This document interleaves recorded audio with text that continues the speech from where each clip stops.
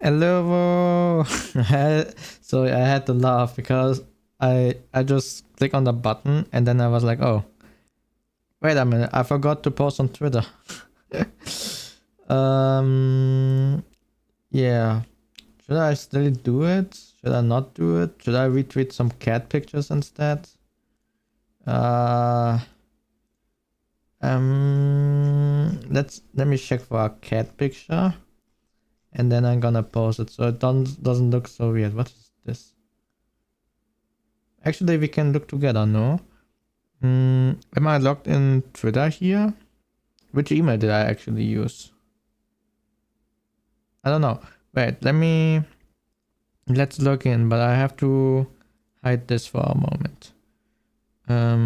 Also, did I set this up? The chat? Yes. I think so.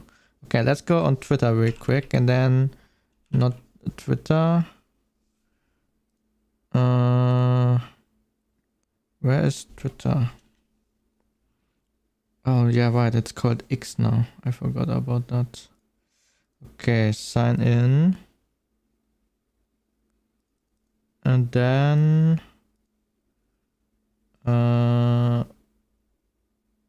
confirmation code. Oh man. Oh man.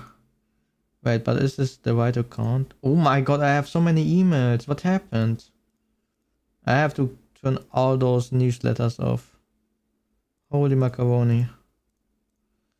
Okay, wait. But this is the wrong account as well. This is Komoribi. If you know it, you know it. It's on the website, but it's not fully live yet. Add an existing account. Which one was the right one? This one? Ryu. Wait, what is my Twitter name? Ah, it was Akai. I forgot. Akai Ryuwu. My password is hopefully this one. No, then it's this one. I still know what's my wait, I have to check. Settings. Wait. Ah, there. Password manager. Luckily I have that. I would forget so many things. X, it's called now. God dang it. Okay. Copy password. There we go. Okay. I'm in. Whoa! Oh my goodness. What the hell? I'm getting an uncensored picture of Kiwawa. But Kiwawa is retweeting it. No, she's answering to it. Can I show this? Well, do I care? Okay, I will show you anyway. We're gonna give it a like. And then we're gonna make the tweet, alright? Alright, don't ban me. Okay, let's give Kiwawa's response wait, what is this? Yeah, there was a logging, I know that. I did, because it's me. Okay, this is really cute. Let's retweet this one. Let's give it a like. Then we have Kwani. I would like to show you my likes, but I think they removed that feature, didn't they? I don't know. Oh, that's Kaza. What else do we have here? A majestic cat. We can retweet this and then we can post our stream, so it doesn't look like we were slacking around so much. Okay. There are we don't wanna start with this one yet. First we're gonna open the YouTube so I can copy the link. Yeah, thank you.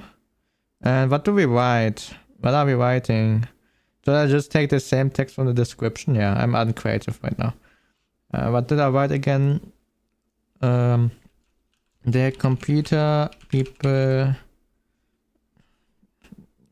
God dang it, I have to check. I just remember the computer people. Let's see. If I just copy this. Oh no, wait, I don't have the link yet. Okay, let's write the hashtags. I always put VTuber EN and then VTuber uprising, I think it was. And then we put the link there. We copy that one. We close this tab. Then we go here. And now it looks like everything is as it should be. Perfect. Alright. Now we can actually react to something. Let me just open the chat really quickly. There we go. Now I have... Wait, what? Something is not right. Let me restart this. Ground control. Okay. Is it working now? It seems to be working now. The title is correct. Everything is correct. Okay, so we can actually slowly start. Yeah. Before we actually start, let me tell you a story. Yesterday I still played you remember how we played Minecraft in the end? Yeah, I continued to play a little bit. I was watching some YouTube and then there was an event. So I was like, oh cool, let's try to go there. And it stopped the game and I was apparently back in the beginning and nothing was saved. So this guy who had like 2000 levels in this Minecraft game really left his PC on for like 2.5 days or something like that. That's crazy. Actually crazy. But yeah, that's what I found out. I just wanted to tell you. Yeah.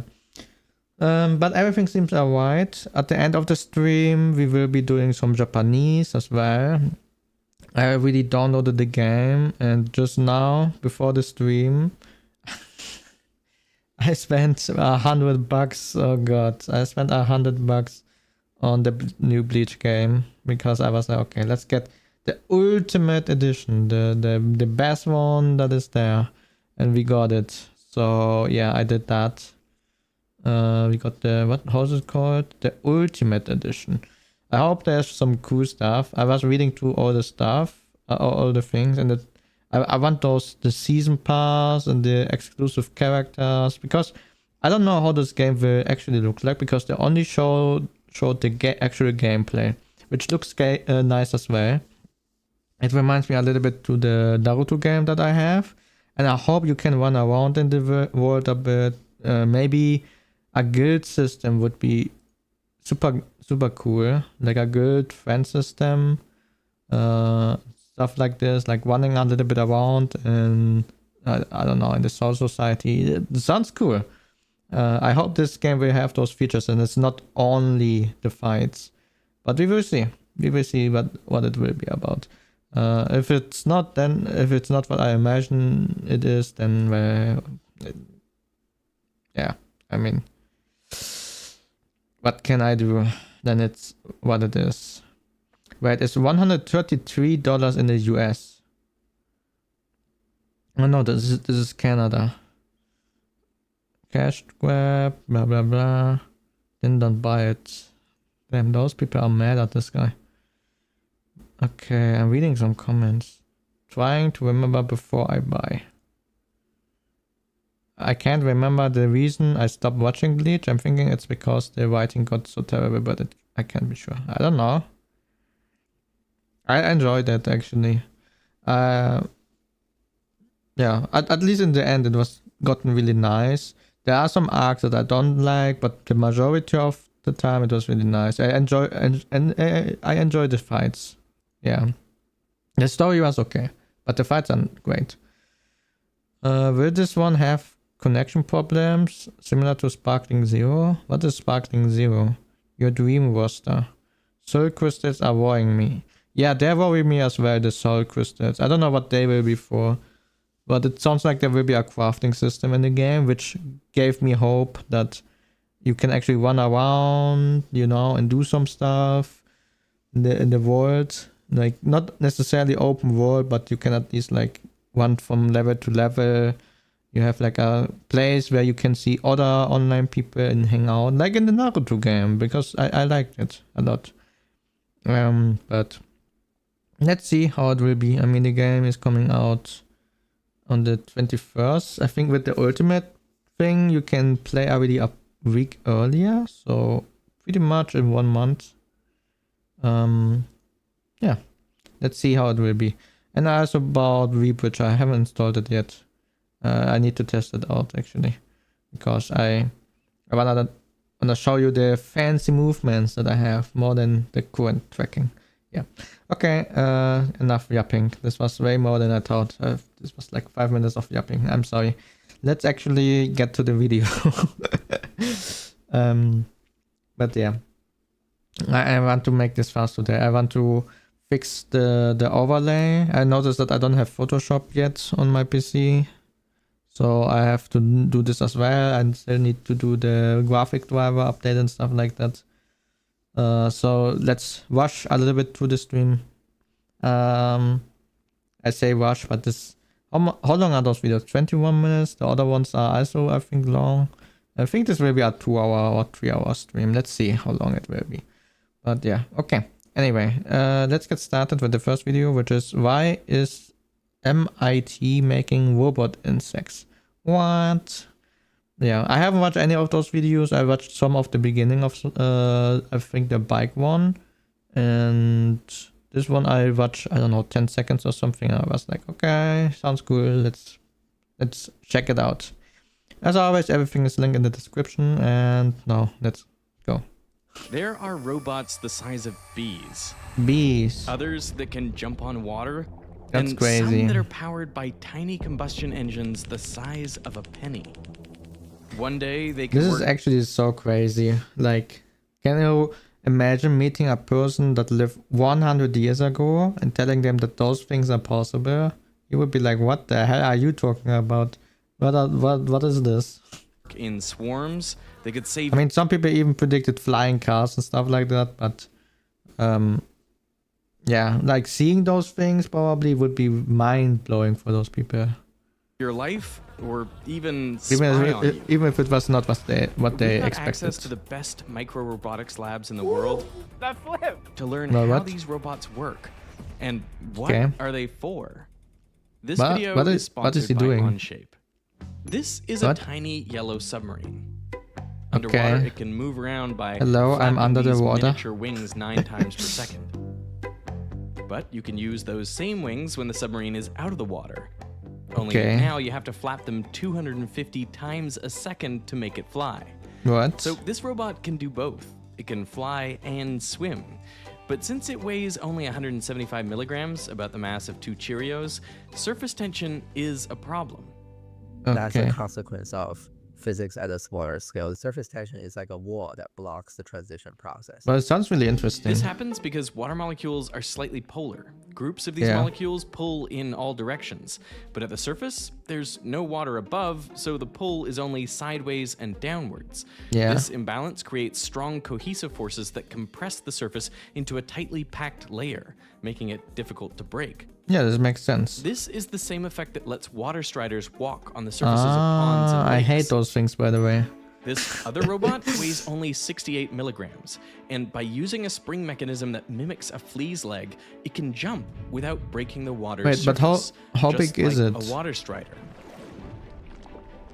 It's like there's solid ground below. I mean, this looks... This is zoomed in, probably. So this thing is like maybe a centimeter big, something like that? I would assume. Now that's great if you want to stay on top of the water, but this barrier can also be a problem if you want to go underwater. Yeah. But you can go Escape head on, this trap, no? the submarine No. splits water into hydrogen and oxygen, and then stores these gases in a buoyancy Ah. chamber. It does this because So it works like a submarine, basically. the wings are super fragile. If they started flapping Kind of. while the robot was still trapped underwater, they would break right off. So the buoyancy from the gas helps bring the fragile parts of the robot out of the water. Interesting. The robot is still stuck in that top layer of... What is the purpose? I wonder, like, if you, at this kind of weight, if you would put us cameras, for example, on it, or what else would you do with robots with that? Like a GPS thing? It will probably sink and not be able to get up because the camera or the GPS would weight more than the current structure, like, or equal to it. So it would be like double the weight. So you need double the power, and it would get bigger and bigger, and until it's not a robot insect anymore, you know. Of surface tension. So a sparker inside the chamber ignites the gas. And the explosion breaks the surface tension and shoots the robot 30 centimeters into the air. Okay. And once it's free, this robot can fly. But there's a string on it. Look, there's a string attached. This is fake. So it cannot really fly. Or they are still testing it. This robot found a different way to break through the surface tension. It uses these large water-repellent copper pads on its feet to walk on the water. But when it needs to dive beneath, it applies 600 volts to those pads, which creates a positive charge that attracts water so it molecules goes up, to it yeah. and breaks the hydrophobic barrier. And that allows it to sink on command. Then, once submerged, it can walk underwater. This is a cool method. But how do you get up again? Because once you are below the water surface, you can't just go up again, no? I mean, you can jump technically, but how high do you want to jump? Or can you rotate those legs as well? Both of these robots were made by Dr. Kevin Chen at MIT. Okay. We're looking at the flight room, and this is where we do all of our flight experiment. As you can see, it has motion capture cameras. Yeah. This lab is one of the only places in the world where robots this small attempt flight. Okay, so because this robot's so small, it has such low inertia, right? So you're saying that it could flip faster than any other drone in the world? Beyond 7,000 degrees per second. I mean, you can What? actually hit the button. You let me hit the button? Yeah, I'd love to. Ready? Everyone, oh my god, I cannot speak. Everyone wants to, whoa, what happened? Wants to hit the button. Wait, it just vanished. The button? Yeah, I'd love to. Ready? Yeah. Okay. 3, 2, 1. Oh, no, it was behind the subtitle. It was hiding. Okay. Ready? I was like, where did it go? 2, 1. Oh, You know whose fault it is. Getting these robots flying is tough. okay. This saw. They're the size But there are so many strings attached to it. Like you cannot even bring it of outside. bees, so the internal mechanisms have to be even smaller. It has to be like in the parts of a laboratory. watch. But this is Components have to moving be precise fast. to within 5 microns. That's a Damn. tenth the width of a human hair. Yeah.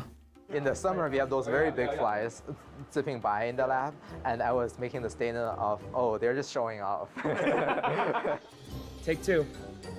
3, 2, 1. Okay.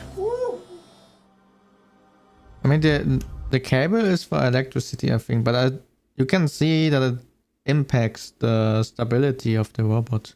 But it might be a good stress test. Like, if you, I don't know, I mean, outside there's wind as well. There are so many factors outside that can make a robot like this fail. Like, yeah, wind. Oh no. All kind of things. Trees, technically as well. Not necessarily going against them, but imagine you're flying around. The wings attached to it are super sensible. So just like, I don't know, there's wind coming and then a leaf is going exactly where this thing is. And it might, I mean, it might just destruct the thing and it will fall down. How do you call it? Disturb? I don't know. But like, if it's not proof, I don't know how to describe it. It sounds silly, but it's possible. I mean, if it's not properly tested, the smallest inconvenience might make it fail. Yeah, airplanes, I think airplanes are good examples. Like, if you miss a single bolt somewhere, is it called bolt? I don't know. Like a small thing is off somewhere, it might cause the whole thing to crash. That's how sensible those things are. And those I mean, to get a weight like this, like those wings, they are not made out of metal. They are something that will break if something happens to it. Maybe not necessarily a leaf, depending what leaf it is. I think there are leaves with a hard, how do you call this? This thing at the end, I don't know, stick as well. If it gets against it, those wings, they will tear apart, you know? Yeah, that flipped. There we go.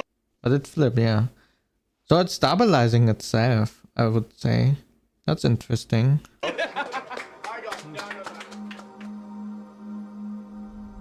Yeah, you can see how it's like fighting the string these attached. bots fly, but not like birds. I mean, they don't Yeah. soar.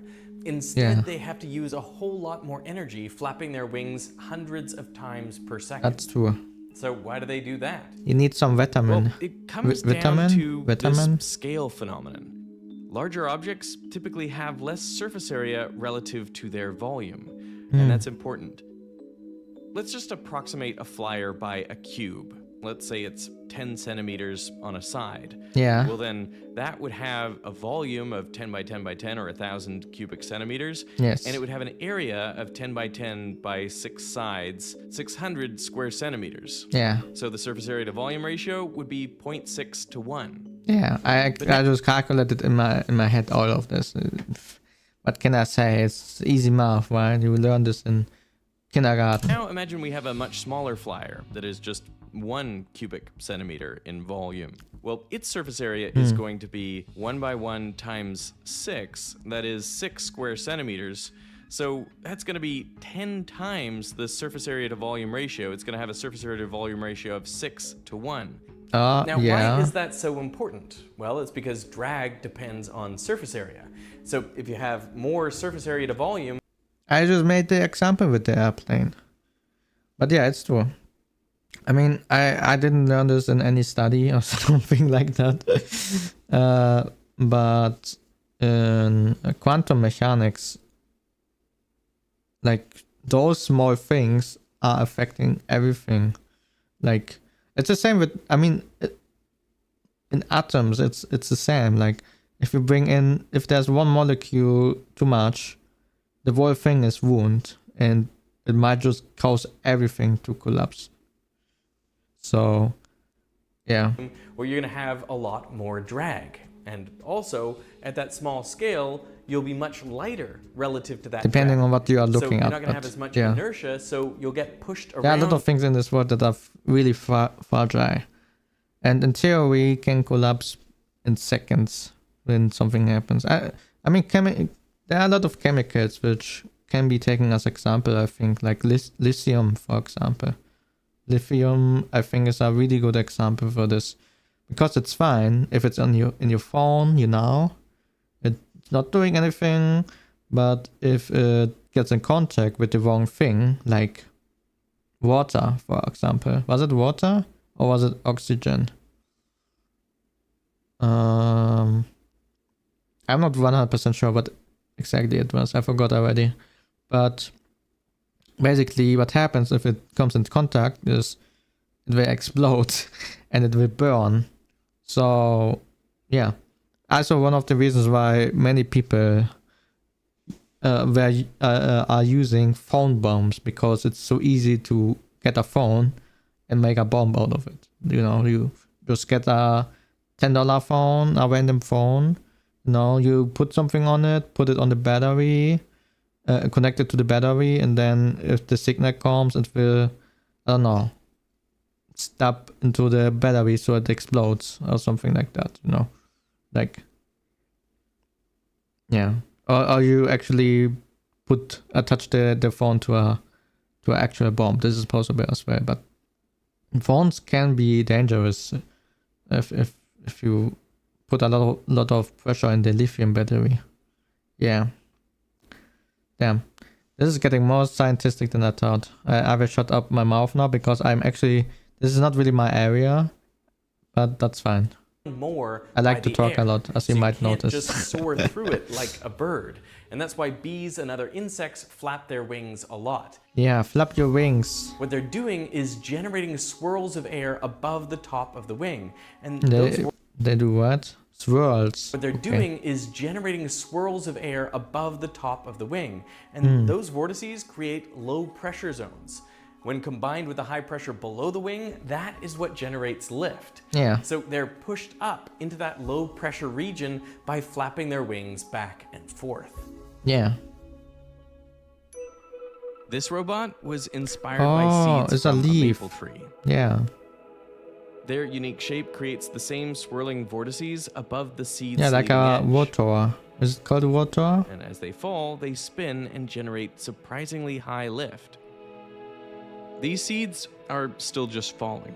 Yes. But if you add miniature electric rotors to the ends of each wingtip on this But robot, they can fly a lot. Like if you know those trees. Oh god, I really need a new chair, man.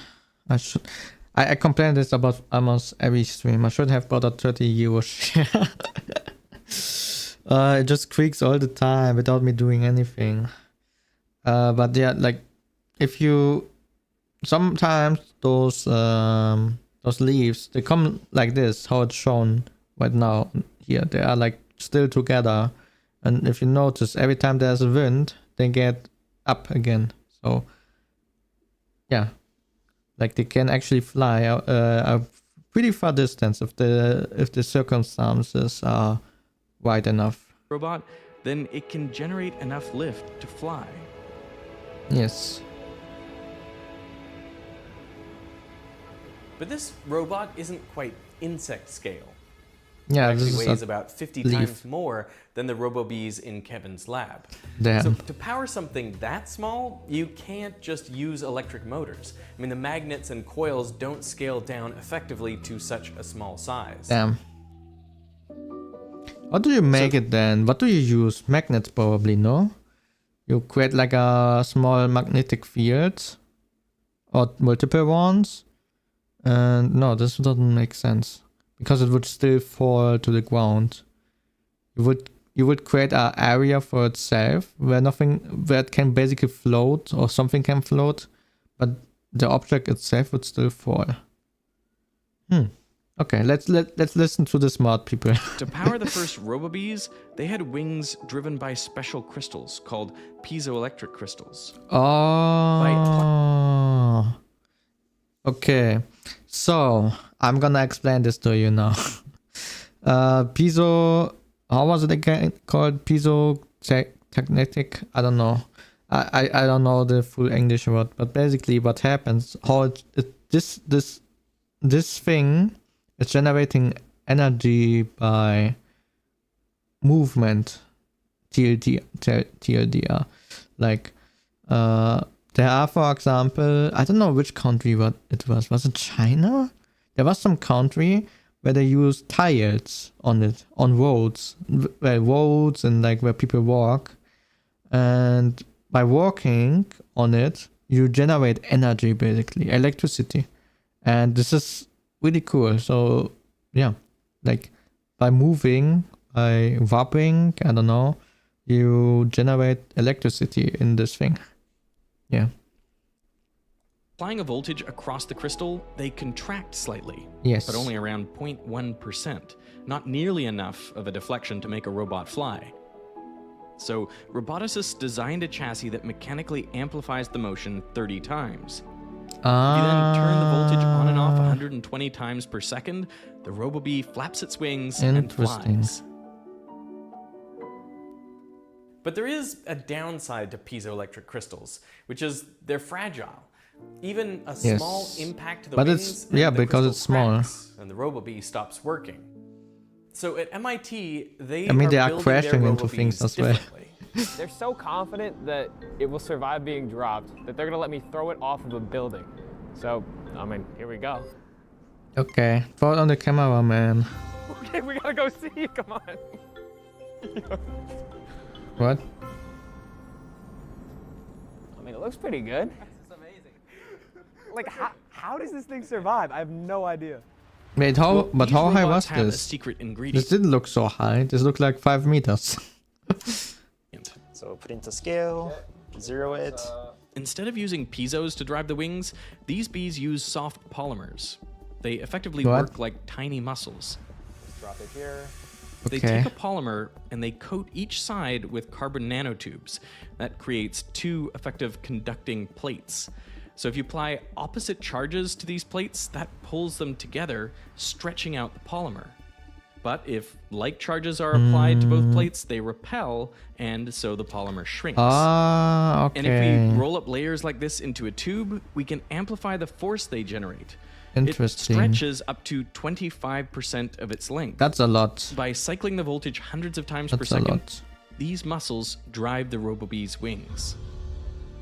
Ah, okay. So they're in the middle of them, like in between.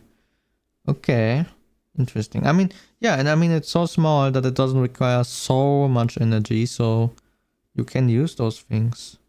Interesting. Interesting. When you shrink down to a smaller scale, your flapping frequency goes up higher. So we're at the 400 hertz range. Which is right in between a honeybee and a mosquito. Yes. This flexible muscle can take bumps and scrapes and keep working. But I also like that they didn't explain further the piezo mechanics, electrics, piezo connect. Well, you know what I mean. So my explanation of what it is actually made sense. Now you know what it is, what they are talking about. if it's pierced by a needle, the carbon nanotubes get pulled in, and then the plates touch, causing a short circuit that renders the muscle useless. But the scientists have even found a way around this. When high current is cycled, the carbon nanotubes that are touching burn off, and so the muscle self-heals. Kevin and his team even invented a process to perform laser surgery on the robot. What? You're creating a smaller defect around a very, very big defect. And then by isolating the small defect, you're using the small defect to isolate the big defect. So that was what we call the laser-assisted clearing process. One robot was really tested to its limits. Its artificial muscle was pierced by cactus needles and hit by a laser beam. And it could still fly. But these muscles are energy intensive. Interesting. And for robots at this scale that have to be so light, there's no room for extra batteries. Luckily, there is another way to get around. That's a jumping flying robot. Yeah. What is that? This RoboBee conserves energy by hopping. This tech was used on another drone at the City University of Hong Kong. Normally, this drone can only fly continuously for 6.3 minutes. That's still a long time. With the hopping attachment, it can keep moving for 50 minutes, nearly 10 times longer. Okay. Scientists believe this could be even more effective in low-gravity, Like it needs a ground to go back up. It's jumping. It's not flying. resistance environments like Mars. So it would be perfect for an Ingenuity version 2.0. Yeah. But micro-robots are already being used today. They are? Every day, planes complete hundreds of thousands of flights, and most of them have multiple turbine engines. Yes. Now, a crack in a turbine can be catastrophic, so manufacturers inspect them every 3,000 flight cycles or 180 days. Yes. But inspections cost tens of thousands of dollars and can take a whole day. Yeah, because you have to basically build everything, tear everything apart and then build it back together.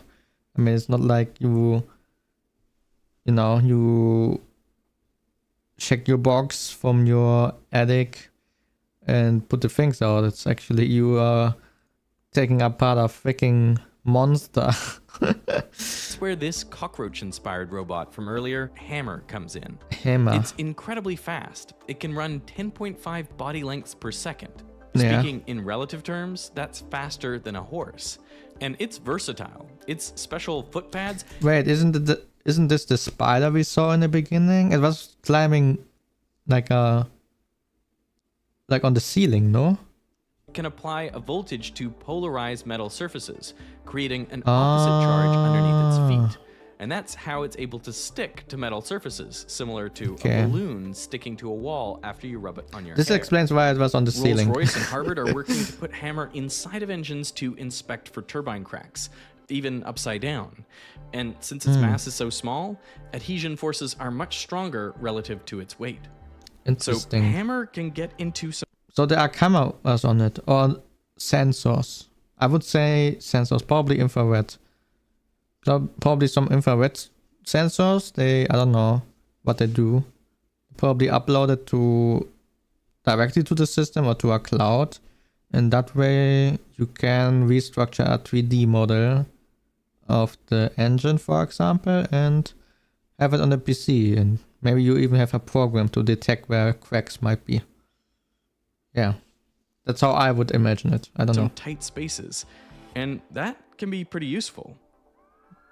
One of the first times that robots were deployed in an emergency situation was during the 9/11 search for survivors at Ground Zero. Unfortunately, they didn't turn out to be that helpful. They were big and expensive, and they'd get stuck. Yes. 3 different types inspected 8 sections of rubble, but none found survivors. So an ideal rescue robot should be able to navigate tight spaces, withstand damage and debris, operate across varied environments, and be inexpensive enough to be replaced if destroyed. That's a lot of requirements. The material cost is actually quite low for making the robot. The human labor is high, but in terms of the material, right? A couple of dollars per robot, but it's really not that much, yes. So the idea is to deploy swarms of insect-sized micro-robots to search for survivors in disaster zones. Okay. I understand why I say swarm, yeah. you might get a little worried. I mean, swarms... No, I don't get worried. I mean, it's a smart method. Because a single one, obviously, if you just look at a single area with a one single small robot, it's not gonna make a huge difference. But if you have 100, you can easily search a big area. You know? Like, as long as they align and there are no obstacles, I would assume. Like, if there are too many obstacles, it might be difficult for the robots as well. Unless they have, like, I don't know, something installed that makes them avoid obstacles. But then again, you have to search some place, so you have to keep in mind that this obstacle that you might want to avoid might actually be something you don't want to avoid, you know? So yeah, I don't know. This sounds really like... I like the idea of how they want to use it, but I don't really see it being used in a real scenario, to be honest. But okay, let's see. Killer robots are straight out of dystopian sci-fi. Think the hunter-seeker from Dune, or the killer I haven't robot watched from Black Dune Mirror. or Black Mirror. You might be familiar with that like famous Black Mirror TV episode where all the... No, I don't know it. I'm sorry. When that came out, everybody that I had ever met in my entire life sent me a text message that was like, "Hey, bro, you seen this?" What? But this okay. idea isn't so far-fetched. In the early 2000s, bees were dying off. It's called colony collapse Yeah. disorder. Congress is holding That's really hearings and bad. the vice president has been briefed. In fact, the whole... Bees are really important. You might not realize how important they are, but if you would remove all the bees at once right now, yeah, like most of is it also ecosystems and no? But yeah, most of the economical environment, I don't know, most of the environments in the world, they will no longer function, because you know the flowers, they will wither, then the trees, they will start to die. Obviously the animals will start to die as well, because they cannot feed on anything anymore, and this all goes back. Everything will swing back to us. Like the ground gets more dry. It's actually crazy how important bees are for humanity. Like, if we remove them, sayonara, you know? It's not a good thing. The whole RoboBee project started with the goal of replacing the bees. Thankfully, that idea didn't last long. Bees can do much better jobs in terms of pollination than those robots, much more cheaply. Yeah. To pollinate, you need a huge colony of bees to do those effectively. Also, from an environmental protection perspective, I think it doesn't make sense to replace bees with robotics bees. Right. From a cost-effective perspective, And also from the perspective of, Wait, what? you know, if you have so much money, why They use bees to search people? To search for people? Or I'm confused right now. I don't know what's going on anymore. What is this guy saying? by making those bees and protecting the real bees? Ah, So okay. they won't replace the bees, but I can still easily imagine a world where these same robots that are supposed to help in a disaster are secretly being used to spy on me. Why would anyone do that? That's so stupid. You can already do this right now. Like, everyone is on the internet. Everyone has a smartphone. You can, like, if anyone wants to spy on anyone, it's easily possible. It's not hard. You don't need a bee for that. You can just hack someone's smartphone. You see all their personal data, the bank accounts, passwords. Like, they can see everything. Like, why do you need those bees? It makes no sense. There are cameras everywhere. Right now I'm using a camera. Look at me. I'm a VTuber. I'm using a camera. You know, that's how I'm moving. Yeah, as mentioned, every phone has a camera. Like, and a microphone as well. What else? Like, I don't know.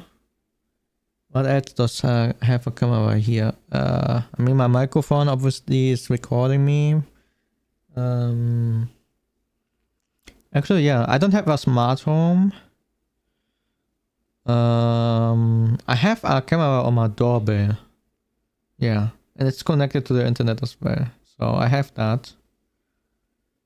Other than that, I don't think I have actually anything. No, I'm quite old school. Like, I don't have much electrical things except for the PC basically and the phone. Yeah, I'm not. I don't know. I like the smart home idea actually a lot to make things easier, but I don't really see the need for it because, you know, going to the light switch, it's not like it's impossible to do, you know. Like saying, I don't know, Alexa, turn this thing off, turn that one off, turn that thing on. Like, just go to the freaking device, just walk, use your body. That's what we have it for. So yeah, that's why I haven't bought those things yet. But yeah. Other people apparently need those things a lot. So I don't know. Or they just want to have it because it's cool. That's terrifying. It is cool. I agree with that. Fear from you about but I don't need what it. they could be used for, like ethically. We really focus on the fundamental science and solving the fun technical problems. And the fun technique. What's the fun technical? Oh god, this chair. It will kill me someday. Oh my goodness. I almost fall off of it. I wanted to change my sitting position. What did you say again? We really focus fundamental on the science fundamental and solving the fun technical problems. What could this be? Maybe enchanting the enhancing, not enchanting. We are not in Minecraft. Enhancing probably the level of to which degree we can build, you know, electrical things like take chips, for example, computer chips. They are so fragile actually. Like, if you, I don't know, if you drop them accidentally and they fall to the ground, this chip might not be working anymore. Like computer chip, like a CPU, for example. Yeah. So maybe, yeah, like trying to solve those, making them more stable, making it more precise. I don't know how much more precise we can get, actually, or need to get even. But probably making it more stable. I mean, those robots, I would say the main issue that they have is stability and protection. Like, you throw them against a wall, they will probably break. So they will probably try to find a solution for those things. I mean, one of the guys already dropped one of them from apparently 5 meters or something. It was still working. So I think that's what they are doing. They want to improve this even more. So yeah, that's what I would imagine. I don't know, but let's listen to the smart guy. Fun technical problems. And as a society in general, we all should think about collectively how to prevent those new technology from doing harm. Yeah. But that's a good way of thinking. I mean, I'm the same way. Like I think I already said sometimes that I'm pro AI, but that doesn't mean like, yeah, we need AI to replace artists or replace programmers. I mean, it's affecting me as well. You know, I was drawing in the past. I know how to do arts. Surprise. I also know a little bit how to program, not much, but the basics, I would say. So I feel the pain. I see how painful it is. At the same time, I think it's beneficial for us to still research those things, not necessarily use them, like overuse them everywhere, but you know, it's okay to make like to use it for prototyping. That's how we do it in Vizora. We use it for prototyping, like the AI art. We paid artists and bought the art. We requested them if we can use it and did them. We made contracts and so on. Trained our own model based on this art, and then we made prototypes for our game, for example, like the artwork, like describing an UI and then kind of fitting it in there, making some characters already, using it for sketches. Like this is also how this model here was created. I had a vision in my head. I made it one couple of times. I described it. I made some cool sketches, and I went to the artist and was like, hey, this is kind of the vision, how I wanted to look like, and here I am.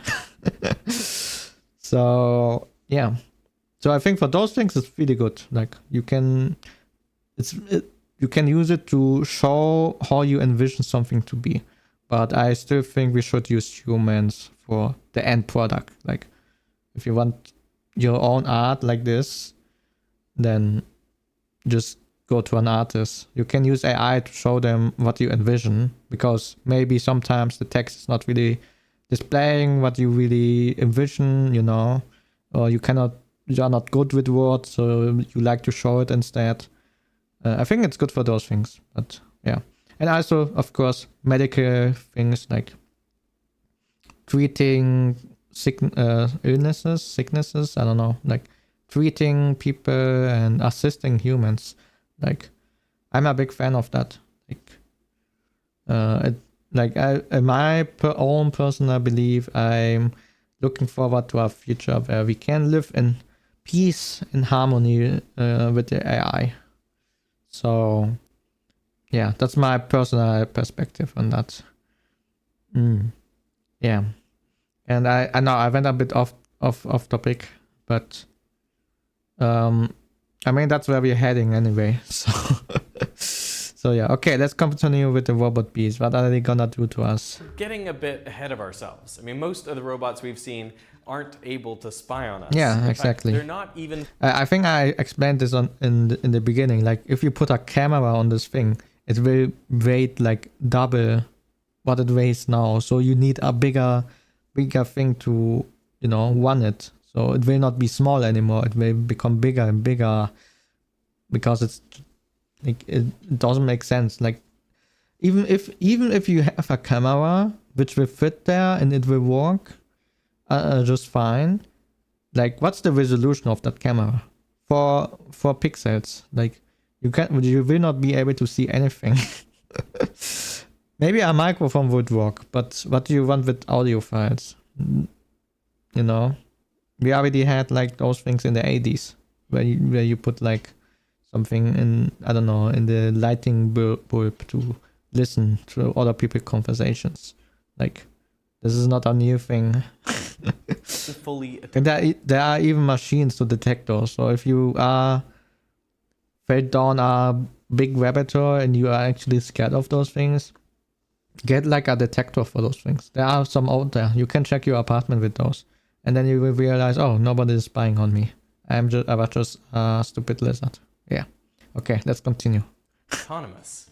We have offboard sensing from those cameras. We have outboard power from those, and outboard computation. What you see today is everything is offboard. But hopefully in 5 years, then we can combine both sensing autonomy and power autonomy, and that's the longer term goal. So that's why they have the wire. I was wondering about it the whole time. Why is it having this weird wire on it? Artin and Fartin. Yes, I don't know. Hello, Luxi. Luxi? I don't know. Welcome. How are you doing today? We are watching robot insects right now. Harvard's RoboBee has managed short bursts of untethered autonomous flight. So it's fair to say we aren't that far off from robot insects operating freely around us. Nah. Like, to actually operate something like that autonomously, you need a big machine. Like, look at those robots from, what's the name? Those people. Was it Boston Dynamics? Wait. Boston, yeah. Like, look at those things. Wait. You see this thing on his back? This is the computer that you need for those things to act. Like, fitting this in a freaking bee robot is not possible. We aren't that far off from it's not possible, mate. Operating freely around us. Like, I imagine this to take at least 10 more years. At least. Still, there is a limit to how far these robots can go on just batteries. Yeah. Batteries need shielding to prevent damage, short circuits, and leaks. Yes. And the thing is, and you need to protect the lithium. I mean, lithium is the most common battery, but you need to protect it from water and oxygen so that it doesn't explode. Batteries are scaled down. This shielding has to stay about the same. Like, there's the thing in your phone is actually the same thing that they put in fireworks. Did you know? Like, it's the thing that is actually igniting it. I think it's also having a color. Was it white or was it blue? I don't remember. Thickness. So that means smaller batteries become increasingly inefficient. Actually, should I Google it? No. Let's watch the video. I'm already. Ratio of batteries is just. You know, this video is going 16 minutes, and when we are looking at for about 40 minutes now, and I'm just talking all the time. Oh boy. Okay. I will try not to stop too much. Okay. Fundamentally lower than that of chemical fuels. Yeah. At the insect scale, every milligram matters. Yeah, it just does. said, like, let's just sail past. It all looks of so that funny and when just it's like flying like that, jumping. And just power our robot with the smallest explosions possible and put 2 tiny internal combustion engines on board it, and it works. And it sounds like a combustion so funny. engine, which is probably my favorite part of it. It sounds like a Cameron's penny-sized engine runs on a constant stream of methane. Do you call it like that? This is fed into a chamber where it's ignited by a spark, and so it combusts, releasing a burst of energy. The hot gases rapidly expand, like pushing against a flexible polymer membrane that acts like a piston. So the membrane moves as the piston, and then instead of having to have any we sort of learned that in the mechanical car simulator. Is elastic. It sort of has its own mechanical simulator. I don't know. Our clever little innovation. As the membrane shrinks back, it vents the exhaust gases, allowing the cycle to repeat. Yeah, it's literally Despite like a mini car or like a mini engine. The fuel line never catches fire. That's because as explosions get smaller, their volume shrinks much faster than their surface area. This causes them to lose heat more quickly to their surroundings. In Cameron's robot, only a small amount of gas burns at a time, so heat quickly escapes into the fuel line, cooling the gas and stopping the flame from traveling back up the line. This makes sense. With just 2 of these combustion chambers on a little robot, one for the front legs and one for the back, Cameron can control its heading. You can actuate just one of the 2 sides at a given time if you want, because both sides are operational. So if we spark in both sides, it'll move straight, but if we just do one or the other, it'll pivot. And this robot is super powerful for its size. It weighs 1.6 grams, which is about as much as a gummy bear weighs. It can jump like 2 feet in the air approximately. It can carry 22 times its body weight, which is about what a cockroach or a lot of beetles can do. Yeah. We'll be able to put a fuel tank, microelectronics, sensors, a camera, battery, and still have weight left over to go, and this thing will still chug along. Crazy. That's the future. That's the goal.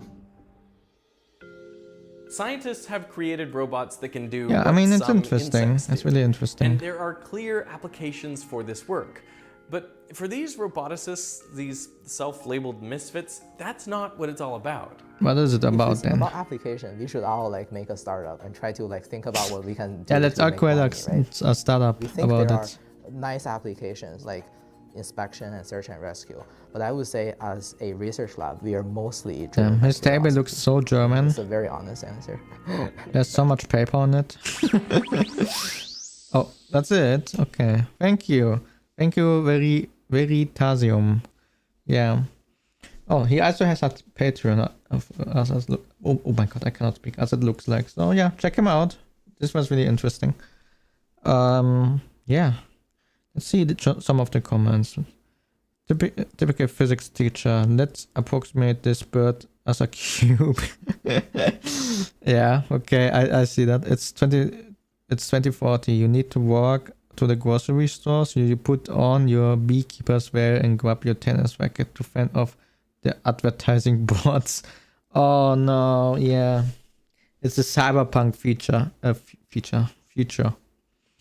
Interesting. Okay, let's continue with the next one then. Oh, next one is this rare futuristic e-bike is a total nightmare. So I saw this on social media. I even saw it on Amazon when we had the Black Friday going on. This was suggested to me on my Amazon page, and I was like, I don't know if I want to have that bike. Like it looks cool. It's cool to drive around some distance, especially in my area. Like my area is really in the nowhere. I'm living on a freaking mountain, and if let's say I missed the last bus, I will have to walk about 20 kilometers. So I was thinking about getting a bike, because I was like, okay, you can leave it at the station, and then you just you just drive back. You don't have to wait for the bus or stuff like that. Did you hear about that one fly who got into an accident and lost its wing? What? A fly? Poor thing, was called a walk. Legit hermit VTuber. Yeah, I don't know. Like, I mean, I moved to a new place. I really like it. There are not so many humans here. It's in the middle of nowhere. I'm on a mountain. I have a good view. And I have a good internet connection, which I appreciate. And I don't have many neighbors as well, so I can scream as much as I want. No, wait, not as much as I want. I still have neighbors, but I can stream and scream more, I would say. I don't have to pay so much attention. I still have to pay attention to nighttime, I think. But since there are not so many people here, I don't think they will mind if I do it during the 24-hour stream. Let's hope so. It's a weekend, after all. Wait, it's next week, no? Wait.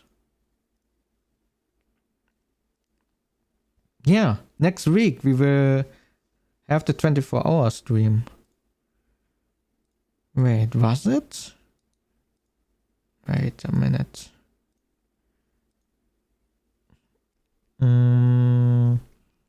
I would like to see my debut.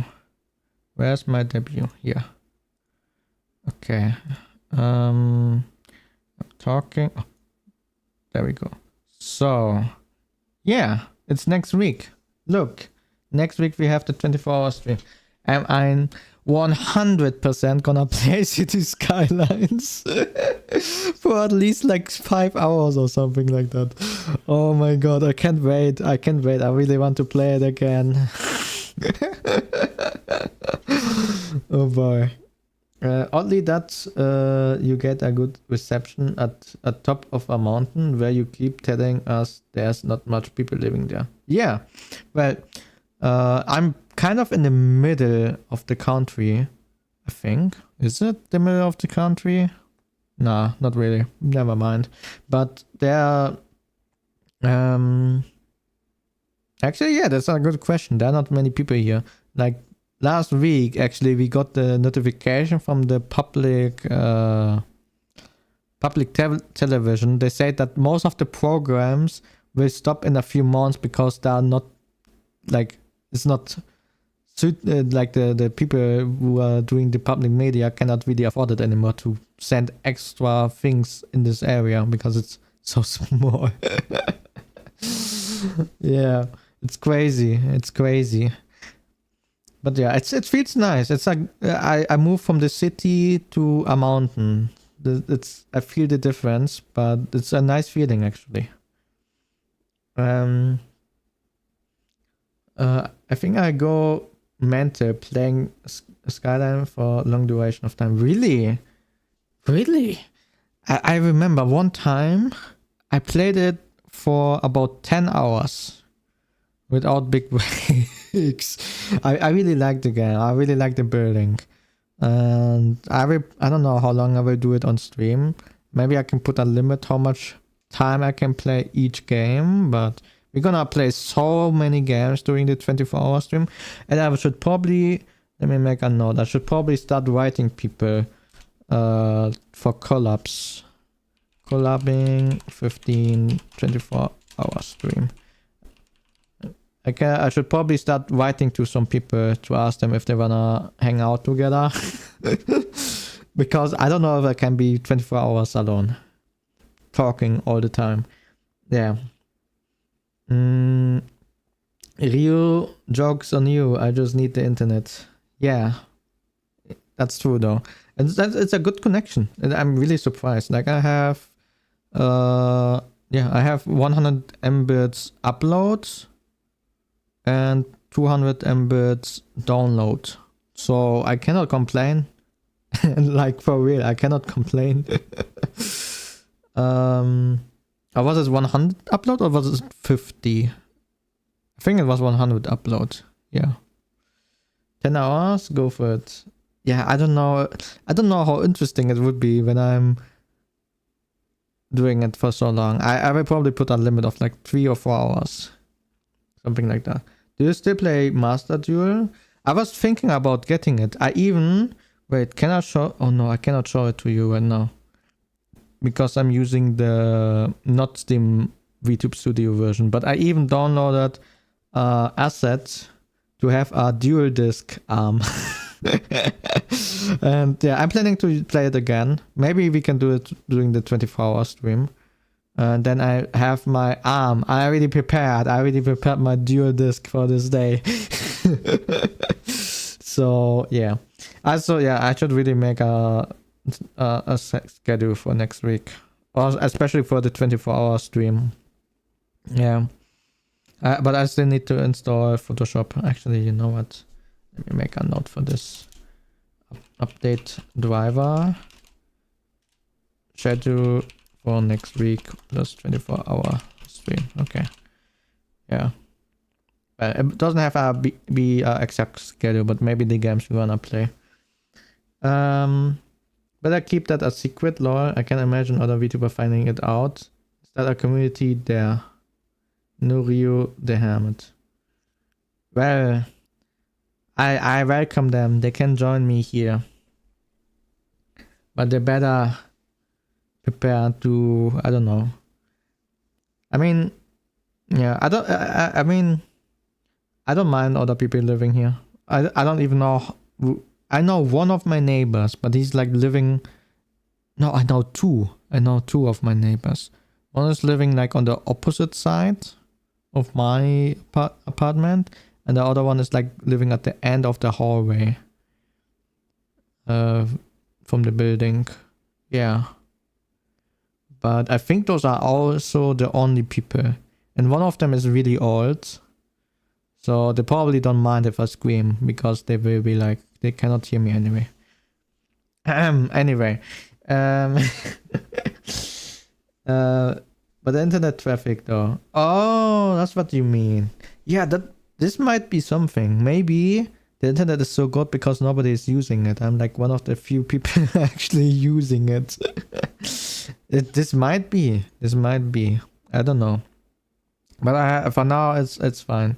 Wait, why is the chat not displaying on the screen? I just noticed this.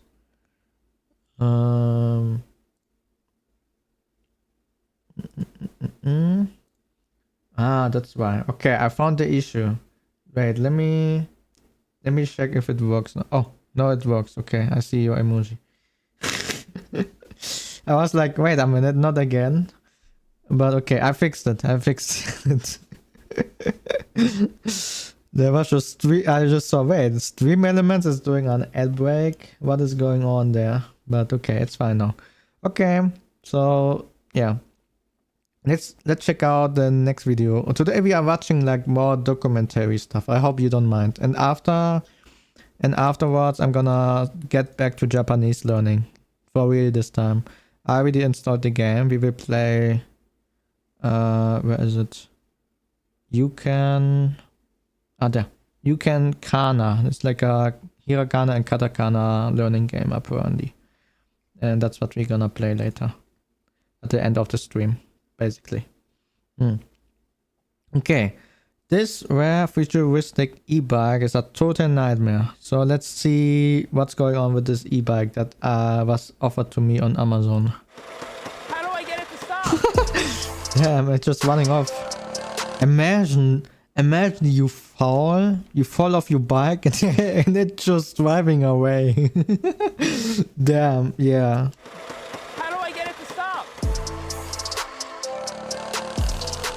A Revo hubless bicycle, yeah. A rare futuristic e-bike what was that? Raised over $6.7 million on Indiegogo. What the hell? So before the company up in Wait. Oh, this was the fundraiser. I was like, what? How much does this thing cost? What the hell is this? But okay, it's a fundraiser. Never mind. $6.7 million on Indiegogo before the company up and vanished, leaving everybody who ordered one without a bicycle or asking for a refund, except for the customer who bought this bicycle. He sold it to me on eBay at a loss after seemingly not riding it at all. From what I can find, of the 2,700 people who ordered a Revo hubless bicycle, only about 150 actually got them delivered before everything fell apart. And if the things I'm reading about it are true, it might be the worst bicycle ever made. And today, I'm gonna ride it for the first time and find out. It looks cool though. Looks cool. Like, what I like on electric bikes is that some of them, of course you don't have to pedal so much, but some of them also have like turning lights, you know? Especially in my area where there are not many people, there are more roads, you know? So if you ride a bike, having like turning lights might be really helpful because you can help the actually like car drivers understand where you want to go. Or if they can, you know, if they can pass you. Things like that. Why do you see Segway scooter that hard lock? It's totally by accident. Wait, what? Segway scooter. Okay. Clearly the thing looks insane. The wheel is just this big open hubless donut, but there's a reason most bicycles have hubs. It's really hard. Why is it open? Like you have those things, the feathers are there for a reason, no? And they had to make a lot of sacrifices to make the Revo hubless. And apparently people were not very happy with it. It wasn't a very good bike. What went wrong with their Indiegogo campaign? I don't know. Tell us. As you can see, they spared no expense on this promotional video. This guy uses the fingerprint scanner to secure his Revo at a cafe, only to get a tamper notification initiated by a woman admiring his Revo. They then make a bunch of claims about the bike, like how smooth it rides and how just scroll around YouTube. I think I saw one where actually people vouch a mid-range but very good review. Wait, a scooter? Segway scooter. Oh, I hate those things so much. I see them everywhere. Damn it. But I think they are cool. I admit that they are cool. But Ja, Leute, jetzt hier noch mal. Oh, this is German. Why is it German? Okay. So he's testing those bikes. It looks cool, but I don't know. Like, maybe it's, I don't know. I'm not a really big fan because it's so easy. Like, you know, wait, let me show you what I don't like. So you have those things here. This is metal. And below it, you have the battery. So if you are on a mountain, like me, and you, I don't know, or in general, if you hit up a bump somewhere, this thing can be destroyed. So yeah, and they are so expensive as well. That's why I don't like them. They're expensive. They can get destroyed quite easily, actually, I think. And of course, there's also the risk that one wrong move and you freaking fall. It's not really stable. But damn. Okay. What is this? Segway, Airlock, Bluetooth. What? Wir werden jetzt noch mal ganz kurz den Ja. umklappen. Dann rastet der hier auch entspannt ein. Jo. Wait, this is all in German.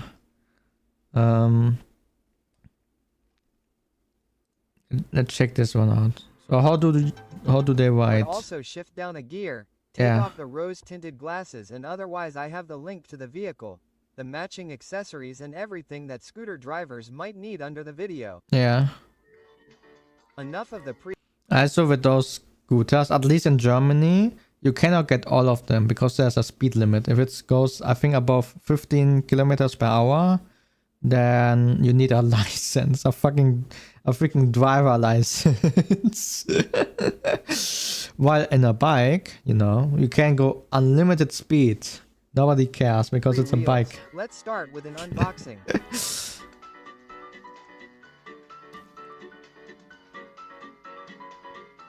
It's not like I'm gonna ride a bike on 35 kilometers per hour, you know, but technically it's possible. Two things smile at me. Firstly, the instructions. The box acts as Yeah, I don't care about this stuff. He's not riding on it. Pull the brake levers almost. Wait, this looks cool. Where is it? The screen that he had. Where is it? There. This looks cool. Yeah, it's cool, but I still don't like it. But yeah, I can imagine you can hurt yourself really badly and really quickly with those things. That's why I don't like them. But yeah, I'm over explaining at this point. Okay, let's check out this electric bike again. So what went wrong with our electric bike? Revolutionary the pedal assist is, and they ask you to join the revolution. The revolution. They did, but that was almost 5 years ago. Today, the comment section's full of would-be customers desperately trying to contact Revo. But there are electric bikes on the market. It's not like this is the only electric bike. Is truly damning. A GoDaddy parking Damn. page. That's an obituary if I've ever seen one. So what happened? Damn. Well, let's get to know the Revo. I still have the Minecraft server IP, by the way. I still have the. I still paid for everything because I want to reopen. I already knew.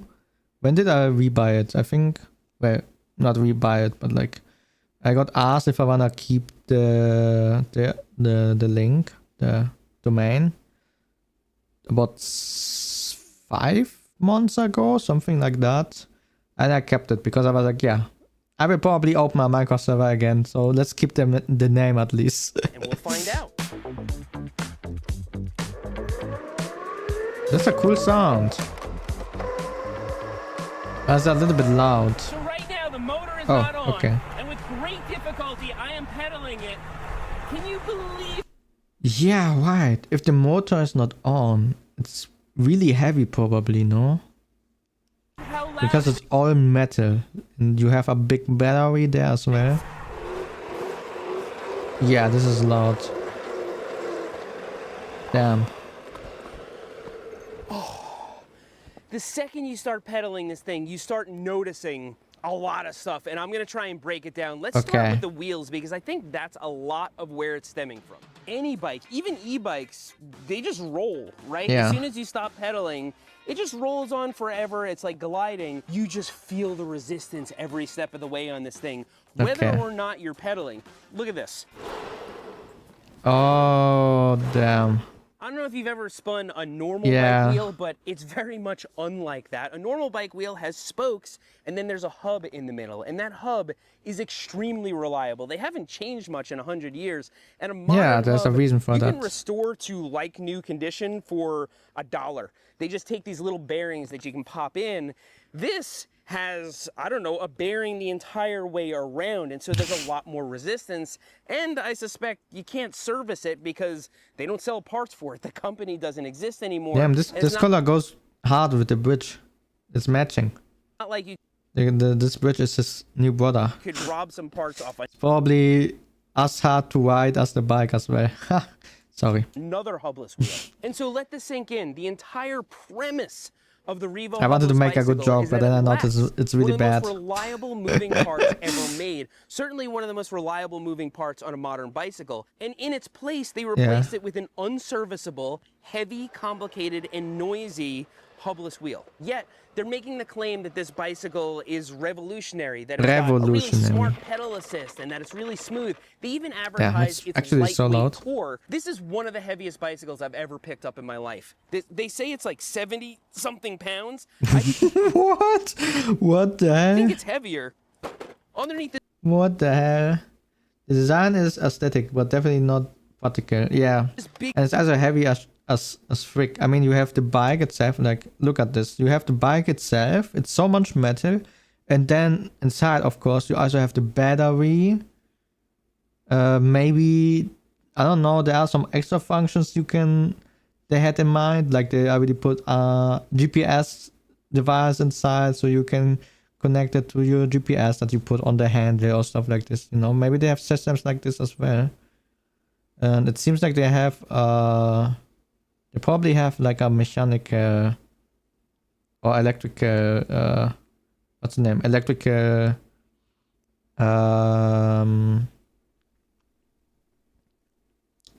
things to stop the bike as well. It looks like it a little bit. So there's probably a lot of technology inside of this thing as well. They say it's like 70-something Yeah, pounds. 70 pounds. What the I think heck? it's heavier. Underneath this Let's see. Do it yourself YouTube. Bike tutorial, doing a better or more creative big build. plastic clamshell is likely just big solid pieces of There are cool bikes out there that you can make actually or buy. They are just aluminum and expensive. steel. Maybe we'll take it apart later and find that out. But we've got a lot to cover before Yeah. then because I haven't even registered the fingerprint scanner or any of the security features they advertised. So I'm downloading the Revo app, which still exists because this thing has a Yeah. whole bunch of features. For example, in here, That's it's what supposed to I have a thought. SIM card slot so you can GPS track the thing. There is a built What did I say? What did I say? I said GPS, you know? What? Like, I knew it. I knew it. I freaking knew it. Like, they have so much stuff inside. It's obvious that this thing is freaking heavy. It's basically a Tesla bike. Yeah, but the only difference is that this Elon Musk actually made the right decision to just disappear before he's coming rich and doing stupid stuff like buying Twitter, for example. built-in fingerprint scanner up here that secures the bike, and if you lock it with the fingerprint scanner, there's supposed to be a wheel lock back here that keeps the bike from going. And so I want to be able to use all that. It's asking me to register a new bike, and so let's see how that works. I think we might actually be able to get this app to work. So it works with Bluetooth? It does.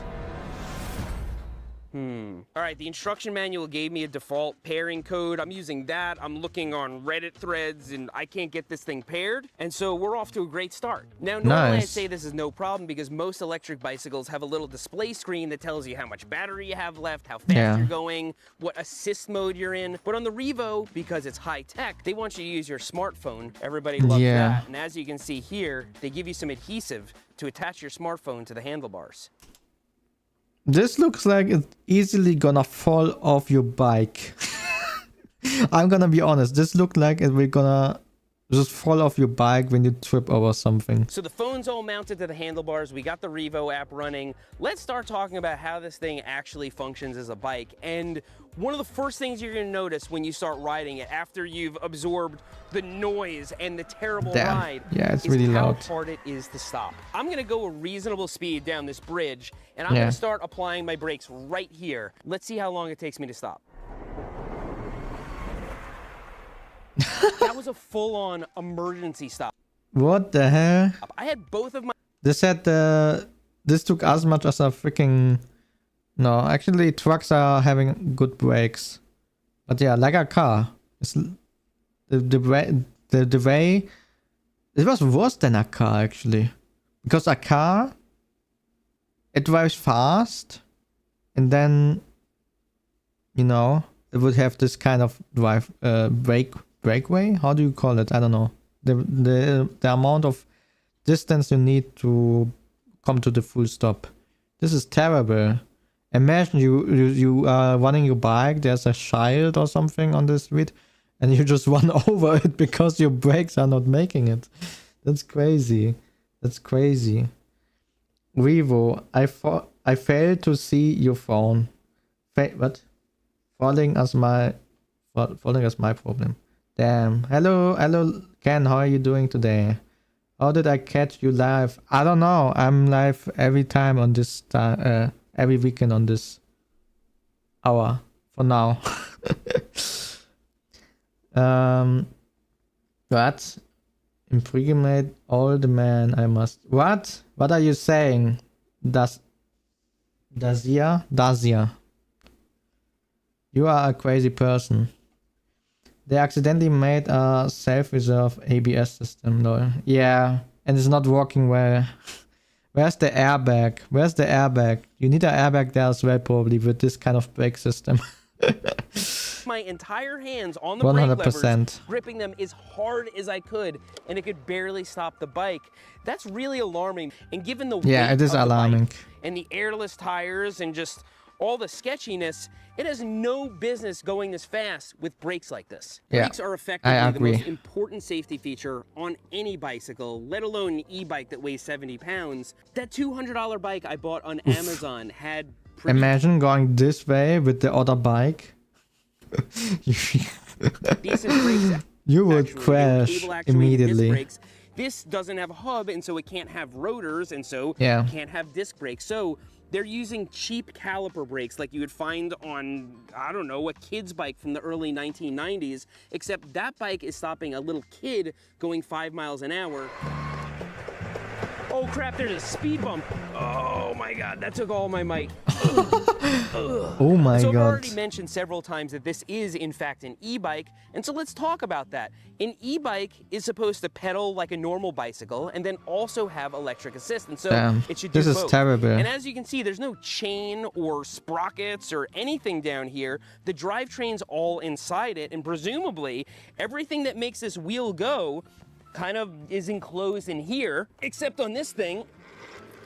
Yeah. It is extremely difficult It's to not pedal. really going. Very inefficient. And then when you stop pedaling, it stops almost immediately. And so let's be honest, nobody's going to be using Damn. this as an analog bicycle. You're going to be using electric assist because it is so hard to pedal without it. It's not even on the table. But it's a terrible e-bike too. Yeah. What are those sounds? So we've been riding this as an e-bike for close to 30 seconds. I went over that bridge, there's like a little lip, like a bump. After I hit that bump, the back started making noises. Let's examine this and see if it's something that can ever be Did he repaired. just break the bike? Yeah, listen to that. Damn. It's like there's a jump in the wheel. It's done. It's garbage. Right, where am I gonna get... There's no way. What the hell? Brakes? I think the rider would just jump off the bike instead rather than waiting for the bike to stop. Yeah, for real. This is crazy. Get replacement parts for this thing. And all I did was ride down a bikeway and hit a little bump on a bridge. Now, where do we even go from here? How do you make it stop? It still goes, so Damn. let's keep discovering how bad it is. What is this made of? Plastic? Like the wheels. It's still making this annoying sound.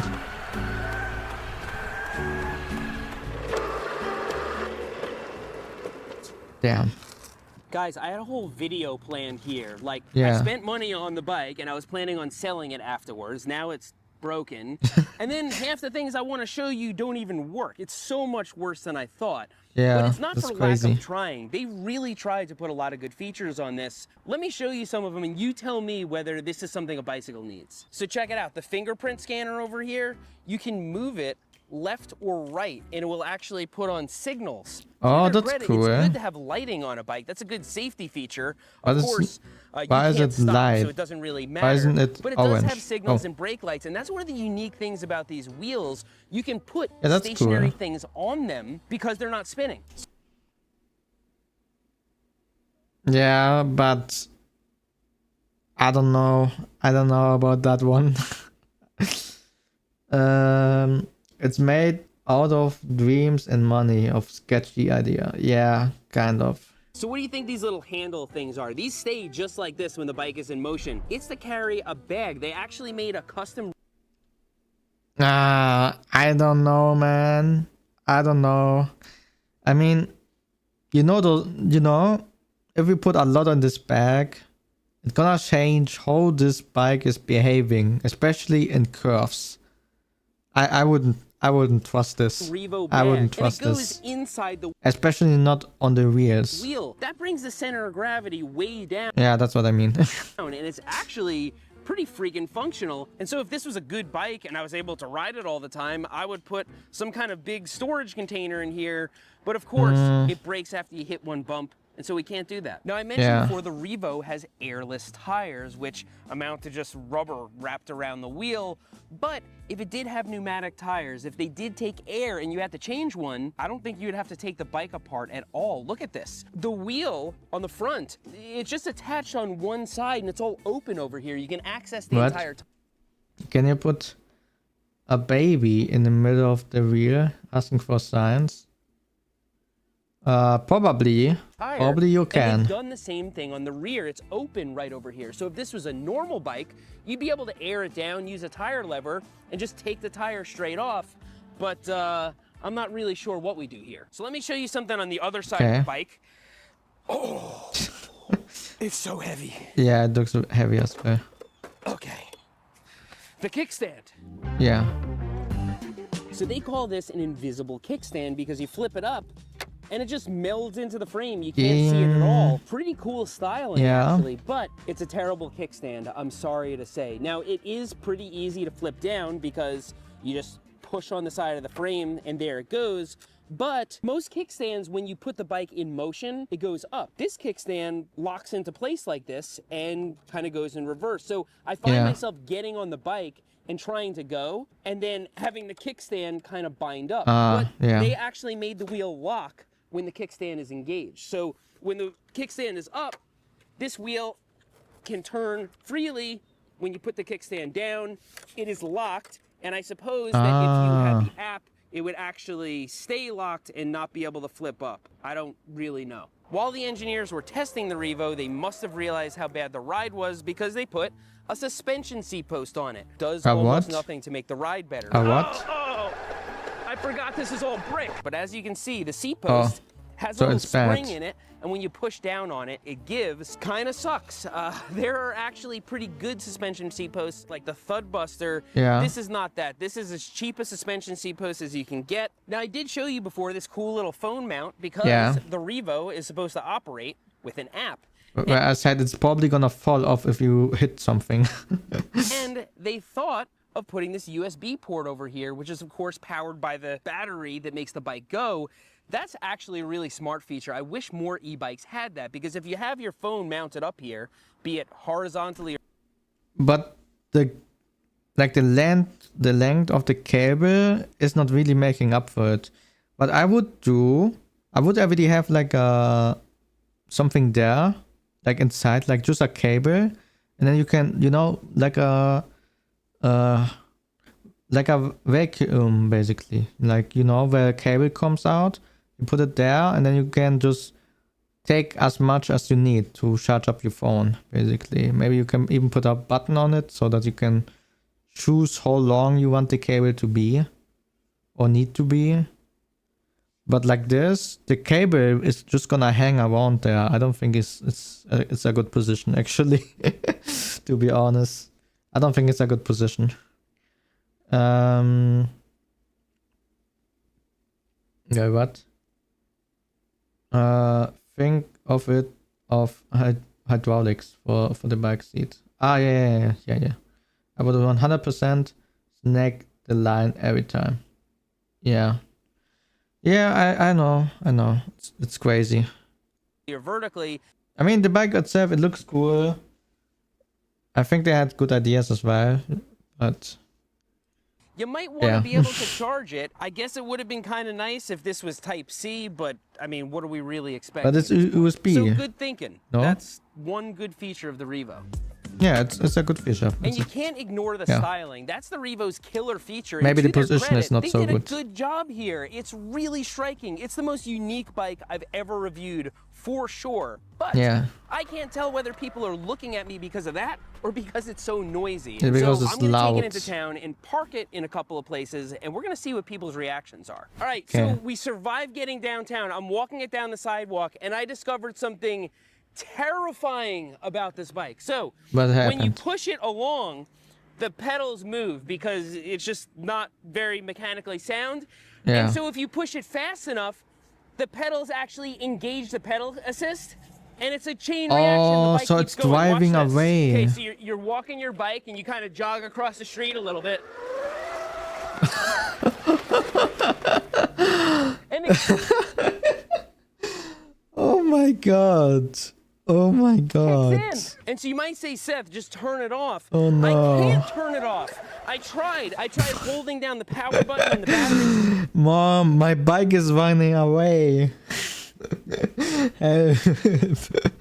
Oh god. Everything. The only way to do that is to take the battery out, but I need the keys to take it out, and I don't have the keys on me. So this thing is just a death Ma, the bike is sentient again. trap. Look at that. This happens to be the worst bicycle ever made. Oh no!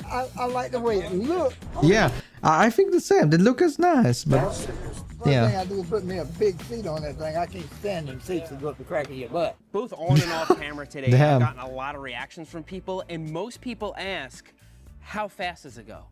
Yeah. People who don't know bikes, they notice that it looks crazy, but they can't quite pinpoint what it is. They're just Can like, go 5 kilometers per hour or something like that. that's a crazy bike. How fast does it go? And so we must consider who ordered these. I don't think it was bicycling enthusiasts. It was people who saw it and said, that thing looks cool, that thing looks awesome, maybe that price tag is worth it. And yeah, we go back to the comments and we see what those customers think now. We got ripped off, this was a scam. Yeah. But really, was it? Were they trying to scam people? I don't think so. So again, they ended up making this and it was delivered to some people, and most of the people who did get their Revo complained about it. They complained about the noise, they complained about all the things that I'm complaining about today. Yeah. But to their credit, Revo tried to correct some of those issues. They made several batches of them and they kept trying to fix different things about them. And so I don't know. he looks like he's just running a marathon. It probably feels like a marathon going up that mountain with this What bike. batch this is from, but the later your batch, the better Damn. the Revo. And so people are like, okay, the $6.7 million, At least it's a good training for the legs, I would assume. they just ran away with that.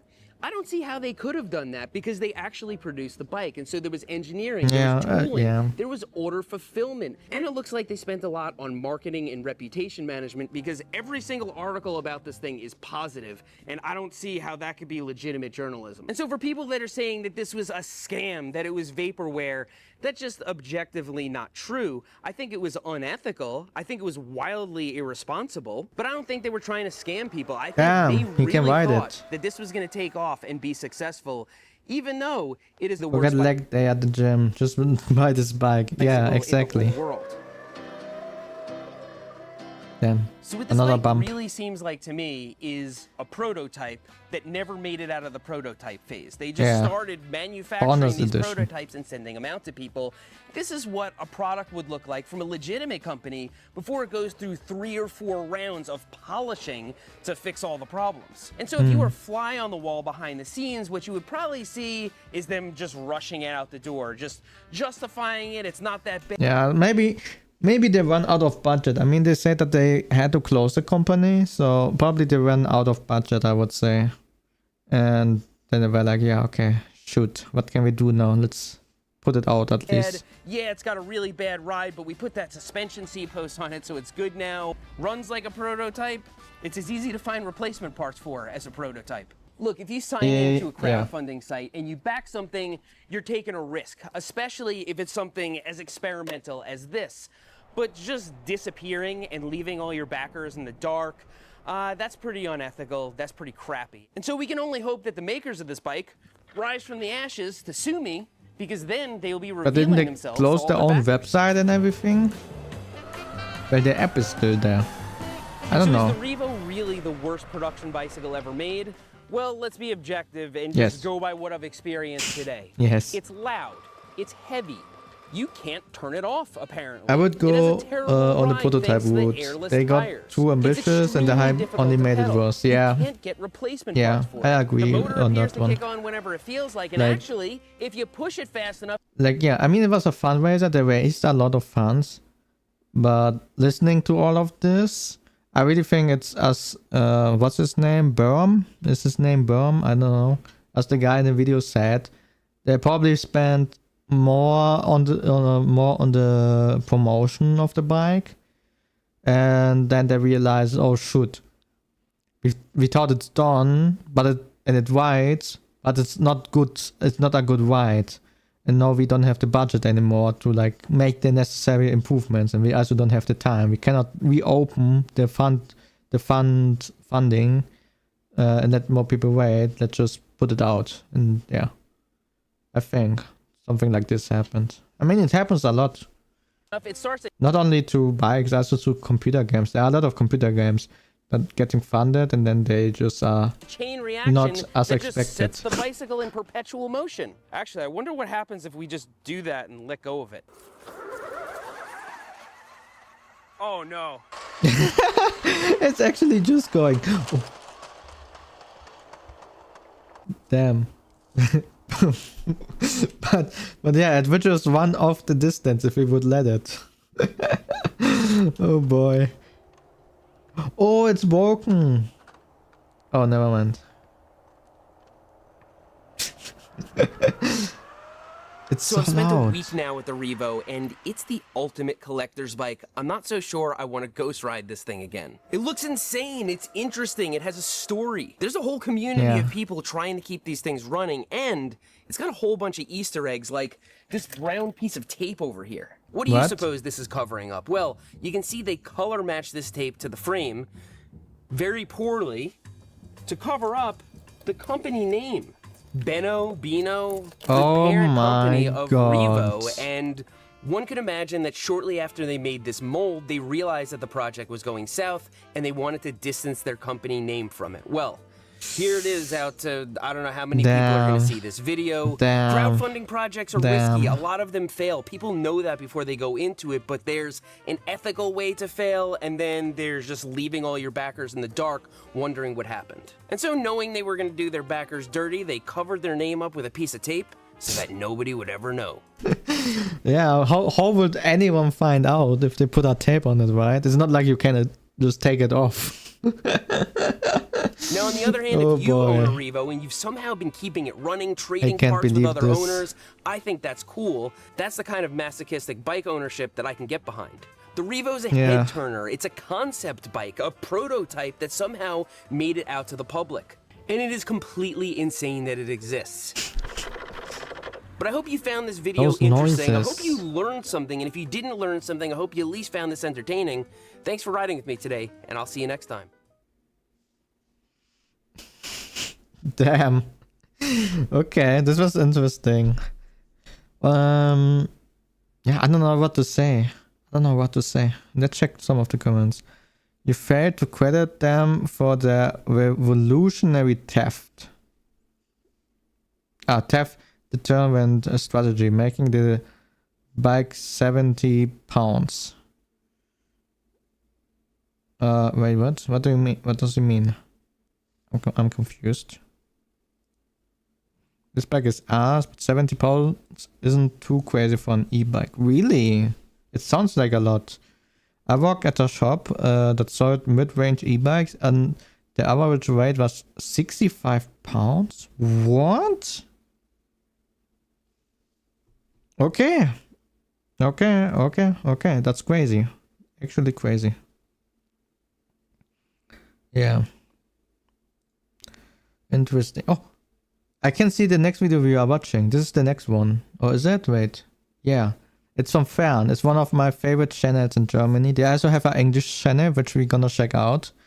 And in case anyone is wondering, I did not put this video there because it says cocaine. I put it there because it's a submarine. And I think submarines are really interesting. So, yeah.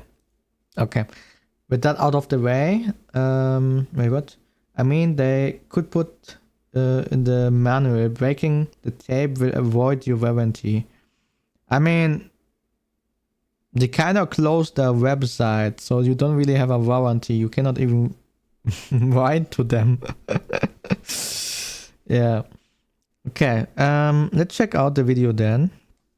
From Fern. They also have a German channel, which is really nice. It's called Simplicissimus. It's high quality documentaries, I would say. Short documentaries. And yeah, I really like them. I don't know what this one is about actually. So let's see what's going on with the genius design of narco submarines. It just sounded cool. That's why I put it there. Submarine and cocaine. I'm piquing my interest. Yeah, okay. Then I would say let's check it out. This is a narco submarine. Yes. A stealth What is marine it? vehicle designed to transport drugs from South America Oh, to the US. okay. And sometimes even Europe. That's Over crazy. the What? It can go that far? to the US. It doesn't and look so sometimes stable. Even Europe. It doesn't look stable enough to wander multiple thousand kilometers in the ocean. Do you know the water on the oceans? The water on oceans is crazy. Wait. Water on ocean. Are there any pictures? Yeah, this is salt and sweet water. Do you call it like that? Waves. No, this is the beach. That's not so crazy. Well, you can, if you are really at the beach from an ocean, you can kind of see how big those waves can get. But on the water, they can get crazy. Is it this one? Our Yeah, planet's like oceans things are like this. Like, look at this.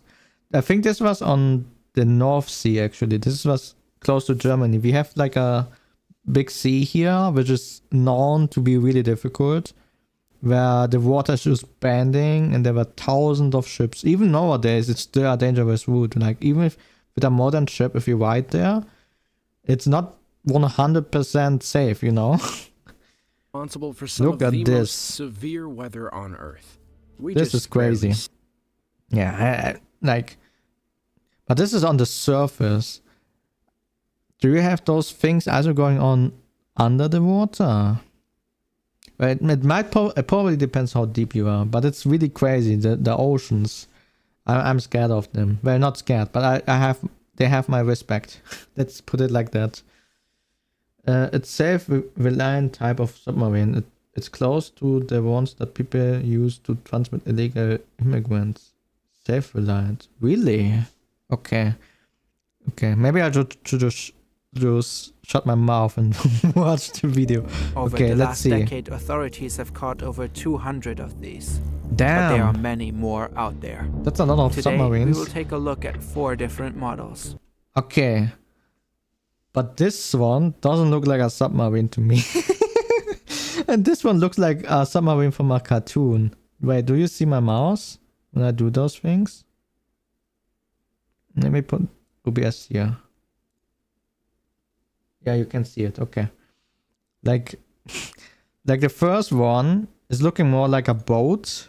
The second one, yeah, might be a submarine. The third one is from a cartoon or something. And the fourth one, yeah, it looks like a submarine. Okay. Yeah. ranging from simple all the way to transatlantic high-tech. Okay. How do these submarines work? How do they avoid detection? I don't and know. what does the Coast Guard do to catch them? How do they work, Jonas? His name is Jonas. Was it Jonas? I think so. How do they work, Jonas? There are many ways to smuggle cocaine into the high-profit markets of... And an airplane? Are you crazy? Nah. In the US maybe, but in Europe, good luck.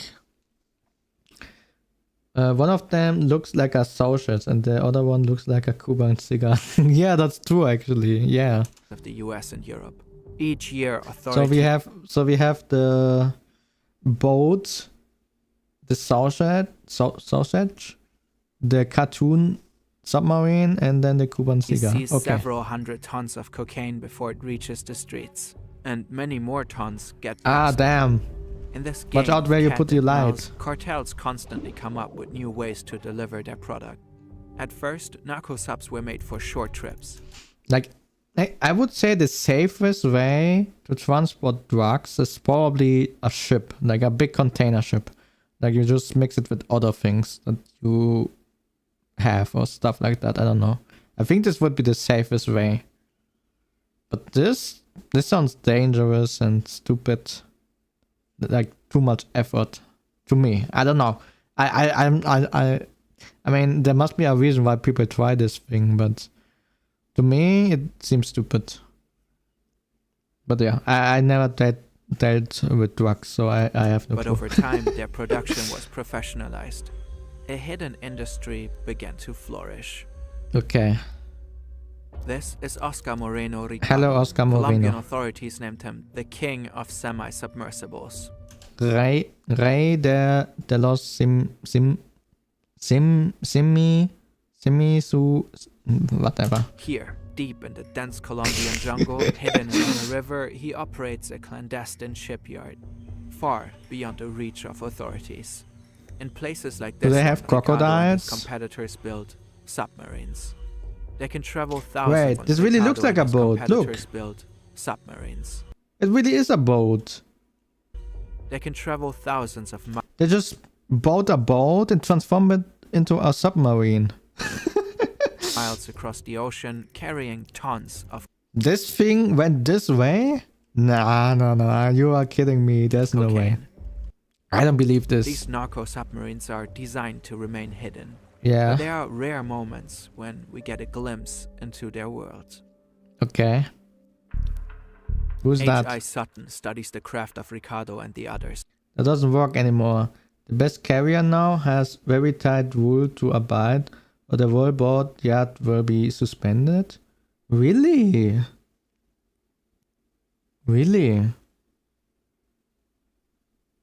I thought it's the, like, for me it sounds like the safest way because you can mix it with lots of stuff. I mean, I don't know what you can do. You can put fake bananas there and put them inside, for example, or stuff like that. And you can mix it with real bananas as well.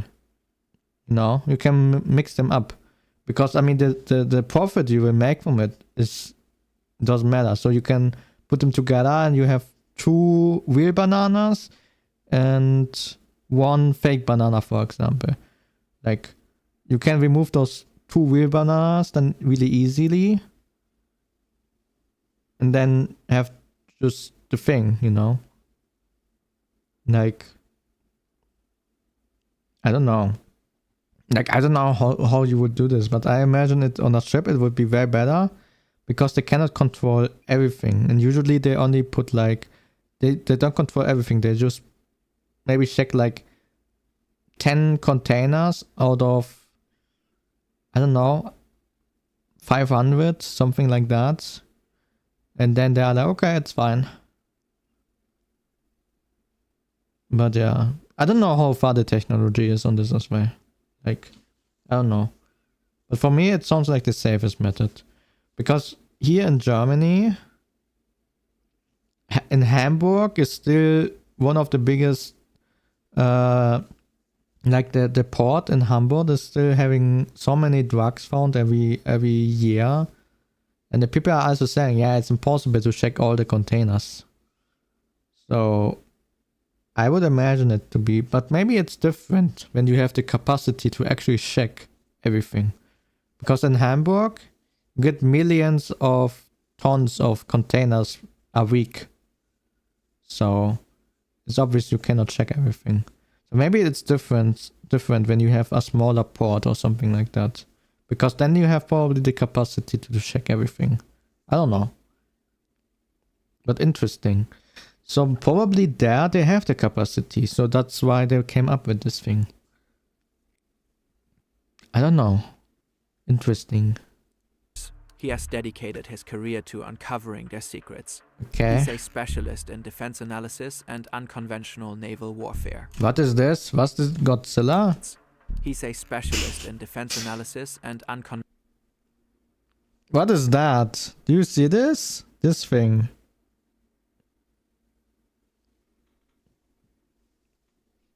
I don't know.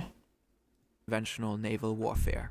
I've been Looks weird. looking at narco submarines for about 15 years and keeping a database of all the incidents of narco submarines and analyzing their designs and the trends that are evolving in that space. Okay. Now, let's dive into our first sub.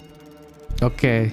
The boat which is now a submarine. This is a very typical narco submarine. Yeah. They started to appear like this in the late 2000s and they're still being found today. Okay. It's roughly 14 meters in length and not a true submarine. Yeah, that's what I said. It's a boat, but they made a submarine out of it. Rather, it's a so-called low-profile vessel. The top remains visible above the water. Its color blends in with the sea. Due to its low height, radar systems have a hard time detecting it. Currently, it is en route to Central America. Okay. Yeah, okay. Fair. Inside the cramped vessel, 5 men sit in tense silence. Damn. Every so often, the low hum of the diesel engine pulses through the hull as it pushes them forward at 16 kilometers per hour. The sub is divided This into... one is also used for illegal migration. Yeah, I can imagine that. I mean, he already said it's hard to spot. I mean, you cannot fit so many people in there, but it's probably really safe. 3 compartments. This middle is... And then, I mean, in combination, you could probably get illegal people to the other side and make drugs at the same time. The crew area. Technically, I think. It's sparse and uncomfortable. Bunks cramped So it tightly makes together, sense, yeah. A single hatch above for entry. Here at the rear, the diesel engine roars, vibrating against the thin Diesel fiberglass engine. walls. Crazy. It is located behind the crew compartment, so they can access it to do repairs. Mm. Up front, the cargo hold is tightly packed with bags of cocaine. 7.7 tons, to be precise. What the crew the hell? uses the weight of the drugs, fuel, and engine to keep the vessel low in the water. The That's cargo on crazy. board will earn the cartel a hefty sum, if the sub reaches its destination. If. What can happen? What can happen? You might run into another ship. Nah, you cannot really see outside. But in the night, because I don't know, do they... They probably don't use GPS, because then they can be detected. So they probably run without GPS. And they probably don't have an autonomous like engine or like driving thing. So a person have to handle it. So probably at nighttime, they will just stand still. But boats, we cannot detect them, can ram into this thing, right? They can just not notice it. There are some stories where the crew will run with the drugs. Oh, so they transport them and then they just kill the other people and run away with it. Okay. That's how I understood it. I don't know. A Marine Might be patrol wrong. aircraft spots the narco submarine and immediately damn. alerts the US Coast Guard. Right now, they are operating in international waters. 2 small boats and a helicopter race to intercept the vessel. Damn. Once within range, Coast Guard officers jump onto the ship and give the door a friendly That's knock. crazy. Knock knock. They captured the 5 smugglers along with the cocaine. Damn, Michael Myers is there as well. Look, it's Michael Myers. Valued at What? Okay, I already read that one. If law enforcement had not acted so decisively, the smugglers could have opened the scuttling valve, a last resort mechanism that floods the sub and sends it plunging to the ocean floor, along with all its evidence.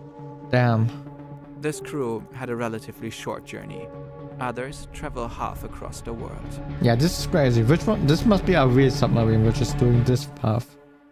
Because that's a crazy subs are obviously road. used for organized crime, their engineering and the ingenuity behind their design are undeniably remarkable. If you ever wanted to build your own skills in these areas, on the right side of the law of course, Brilliant is a great place to start. Their interactive lessons make it easy to learn new skills, whether it's physics, math, programming, or artificial intelligence. So if you wanna learn how to build a narco submarine, go to Brilliant.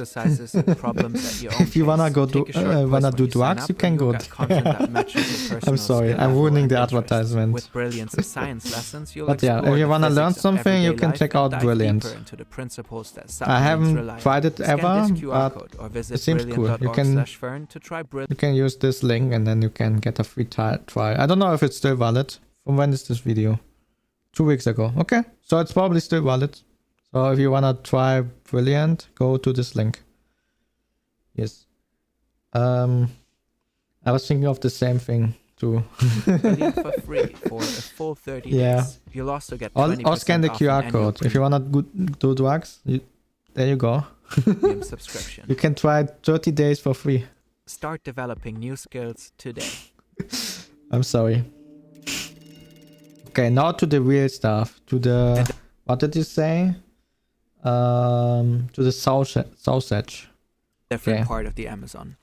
A narco vessel departs near Manaus in Brazil and is making its way to Macapa, the Amazon's mouth. Yeah, the Amazon River is having a really strong pull, right?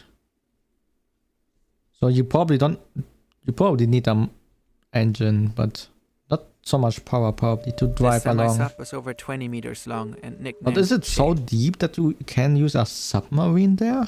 I thought it's like flat. Inside because it's so long. 3 men. Agustin Alvarez, a former Spanish boxer and captain of the vessel, Yeah. and 2 Ecuadorian men. They are about to cross the Atlantic.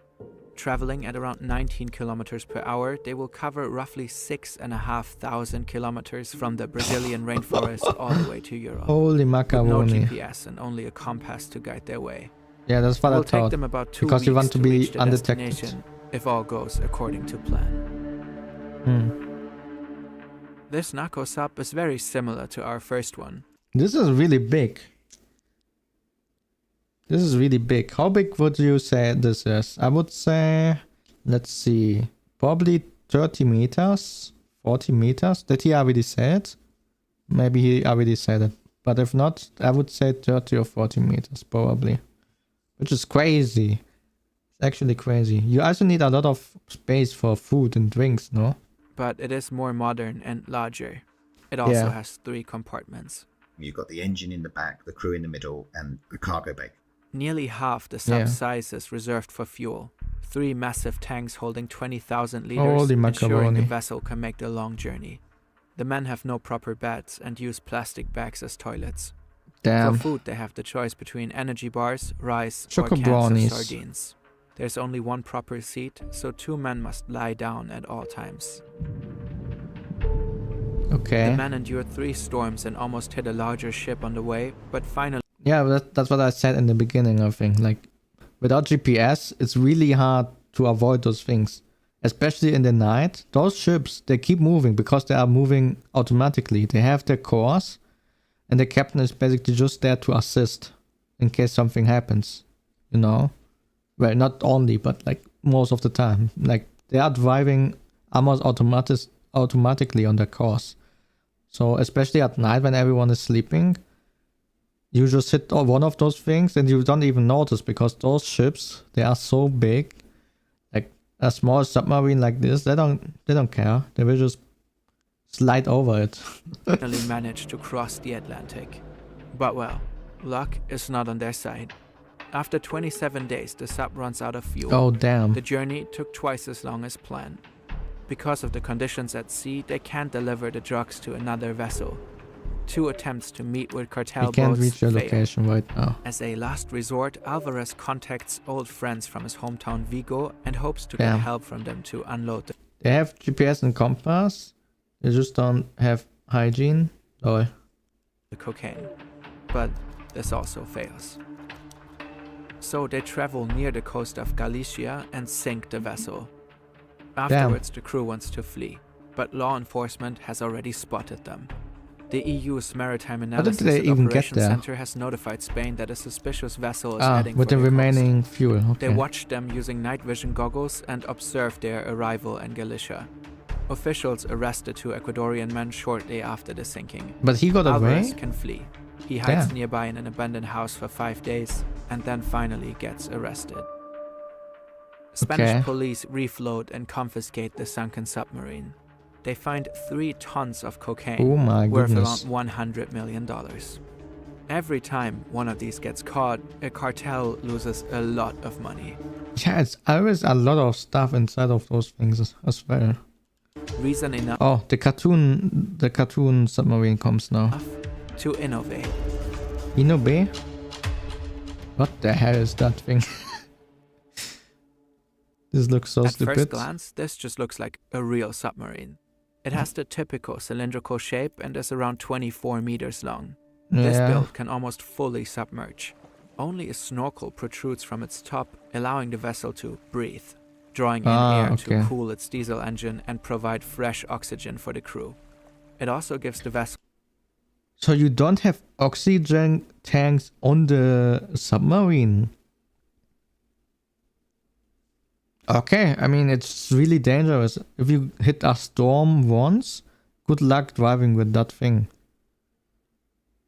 its name, the snorkel sub. Unlike most real submarines or most naval submarines, it's not Like, imagine the water going up. Like, you will have no air anymore, and water is gonna come inside of your submarine. Yeah, it's crazy. built out of steel or metal, it's built out of fiberglass. A diesel engine powers the sub, while an onboard generator provides electricity It's always the diesel engine. Dice of Epi. for various systems, including a camera mounted atop the snorkel. So they Hmm. always have an idea of what's around them when they're underwater. Ballast tanks allow it to take in water and dive deeper when danger is spotted. Oh, The interior okay, so they feels can go cramped, underground. yet sophisticated. There's a basic Interesting. toilet and a sink. Small luxuries that make long journeys more bearable for the crew. yeah. The snorkel sub can haul up to 8 tons of cocaine, That's crazy. carrying its illicit cargo thousands of kilometers from Colombia to destinations like Mexico or beyond. So far, not a single one of these has ever been caught at sea. But we know they keep building them because the ones that we have got like this have always been captured on land. So Okay. we can infer from that they must be very successful. Yeah, And that makes probably. sense. Patrol aircraft Yeah, I mean, how can you detect that thing? Like, try to find this on the water while you are on a boat which is shaking all the time, or on an airplane. will have a much harder time spotting this sub. Yeah. Through its camera system, it can maneuver around and evade Coast Guard ships with much greater finesse. Yeah, and it can go underground as well. Yeah. The Crazy. fact that such a complex machine gets built in a jungle in the middle of nowhere is remarkable. These shipyards are far from traditional supply chains. This looks or really modern small, though. facilities. Narco submarines are designed and the construction is overseen by master builders. These are artisans, very technically proficient. But it looks so They're small, impressive actually. designs Like, in you the can sense fit, that like, while you can fit like 2 people inside they there, might maybe. look very shoddy and miniature, they really are the Nah, this doesn't look this big. Unless you, I don't know, it doesn't look that big. perfect example of the minimum viable product. These subs need to be good enough to reliably transport extremely expensive cargo thousands of miles. Maybe it was just a mini version that we saw. Maybe it's that. But at the same time, they have to be built with very basic materials. Not many people are capable of doing that. These master builders, there's only so many of them, and we can tell that because each designer, if you like, has signature. They have certain ways of solving problems Really? that reveal themselves in the designs. And one of these builders far outshines the last rest. one. Whoa, this looks like a crazy submarine, I'm gonna tell you that. In November 2020, law enforcement stumbled upon something extraordinary in the Colombian jungle. Yeah. A fully submersible, 12-meter-long narco submarine. There's no fuel storage and no diesel engine in the back. Instead, the sub houses a whopping 10 tons of batteries, powering 2 electric motors. This is the peak of narco sub ingenuity. Yeah, this is crazy. Construction costs, roughly $1.5 million. Damn. Dive planes control the depth of the submarine. Its batteries have an estimated endurance of 12 hours. Traveling at 5 kilometers per hour, this sub could reach a travel distance of about 60 kilometers. Okay. This sub can travel neither fast nor far. But it doesn't have to. This vessel is not designed to make long journeys on its own. Do you see this little thing here? That's a towing ring. It can be... Oh, so you get it out to the sea, and then you will carry it with your boat until you're almost there, and then it will continue the journey. Damn, that's really smart. That's really smart. Attached to larger ships, allowing the narco sub to be pulled long distances Yeah. undetected. When the smugglers reach their destination or Coast Guard appears, they simply unhook and continue on their own. This Yeah. sub is extremely hard to detect. In fact, it has never been found in action. Well, it's Authorities also have expensive, only to be discovered fair. this one example in the Colombian jungle, but there are most likely many more of them out in the waters. That's really smart, though. It's incredibly successful. That's really just like smart. the other. All narco submarines are statistically successful. Most get through, but these ones are even. Like, technically, you don't even need people on it. Or you can have like one person being on the boat, on the submarine, and that's more than enough, because everyone else is just carrying it, and this person just needs to drive it to the right place. Even harder to find, and it's never been seen in the wild. This narco sub is proof that drug smugglers continue to design new, sophisticated vessels to move drugs into profitable markets. The trend has been towards smaller payloads, so they carry less drugs than they used to, but there's more of them. And so it's really about optimizing their supply lines and getting the drugs to the market, minimizing the risks. When the sub completes its mission, it may end up here, in a massive graveyard of narco submarines on the ocean floor. So you only use them one time? Almost all of them are only built for a one-off trip. Why?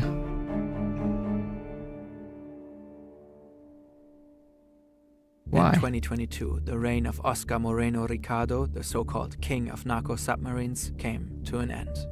After years of eluding authorities, he was finally arrested in a joint operation by Colombian and American authorities. This capture marks a significant victory for law enforcement, but it is far from a decisive blow. Yeah, it was probably just one out of I don't know how many persons. Another worthy successor will most likely have already taken his place.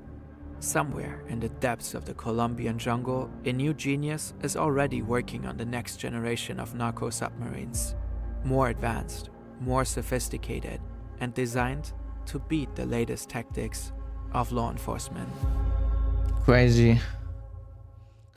Nice documentary. They always do good videos. Fern, aka Simplicissimus in German. I can show you their German channel. Yeah, this is their German channel. They are doing crazy stuff here as well. Like this. China's... Oh, damn. China's... how do you call this in English? Bondage camps for teenagers. Yeah. Trouble, he got picked up yesterday. Ein fensterloser Kellerraum in nahezu kompletter Dunkelheit. Yeah, that's the German version of this channel. They are doing completely different videos as well, apparently. Yeah, crazy. But okay. Let me stretch. Okay. Damn. We watched those 30 minutes of videos or 40 minutes of videos in 2 hours. I'm sorry. I was talking so much, but it's fine because yeah. Now we're gonna get into a new game. Actually, let me close this thing and let me start the game. I haven't started it before. Maybe I should have done that. Okay, starting. Let me set up OBS real quick. So we need the audio, game audio. Where is it? There, you can add. And then I need to change the screen as well. Game. Not Minecraft. You can oh, not Steam. This one. Games built on Chromium cannot be captured using game capture. What? But you can see that one. Wait. Then we put my OBS here. You can see it. What is this? Audio setup. Is this loud enough? I think this one is fine, right? Yeah. But it's working. You can see everything. Okay. Just in case. Let me tap up. Where's my OBS? There.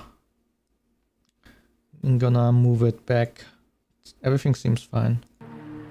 Oh damn, I forgot to change the title in Twitch. I always forget about that. Learning Japanese again. Wait. Getting back to learning Japanese. Yeah. We are done with the bird. He came into my chat. He invited me. So I switched the platform. Or something like that. You can Kana is the name of the game. And I should change some other things as well. Wait, I still need to change the title. Because this says reacting.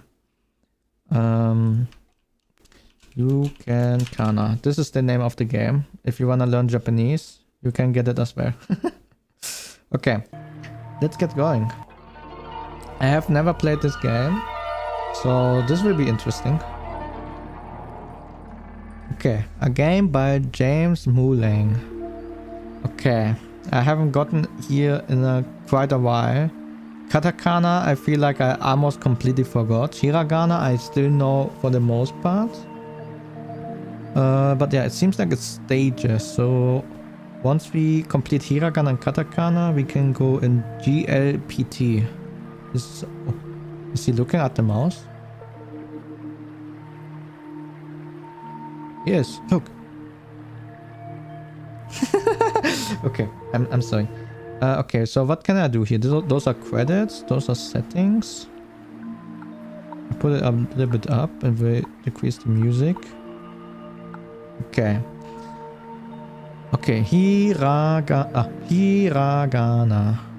Katakana. Yeah, okay. Let's start with Hiragana because that's where I feel the most secure. Okay. Let's learn some Hiragana. Yes. Hiragana is a phonetic lettering system. Each character represents a sound. Yeah, vowels. Learning a Hiragana is a great way to get started with learning Japanese. Yes. So what do we have? O, I, U, E. No. Ah, this is A. Damn it. I always get confused with those. God dang it. A, I, U, E, O. A, I, U, E, O. A, I, U, E, O. Do you know the meme? A, I, U, E, O. A, I, U, E. A, I, U, E. How was it going? Something like that. Yeah. If you already know some Hiragana, click on the skip button to do a short test. Yeah, I already know some, so let's do that. Actually, or should I just go for it? Those are the different letters. A, Ka, Ga. Chi? Was it chi? Chi? No. Chi? But what is this one then? Chi B? B? Is B? No. Su? It just must, but then this one must, no. What is this one again? Sa? Sa? Sa? Ta? Da? I don't really remember this thing anymore. Ah? No, this is na? Ha? Ba? Pa? O? Ja? Is this Ra? No. Yeah, we need to get back to it. Let's start from the beginning. Okay. So this is A. We are writing A. Yes, A. Okay. A. Like this.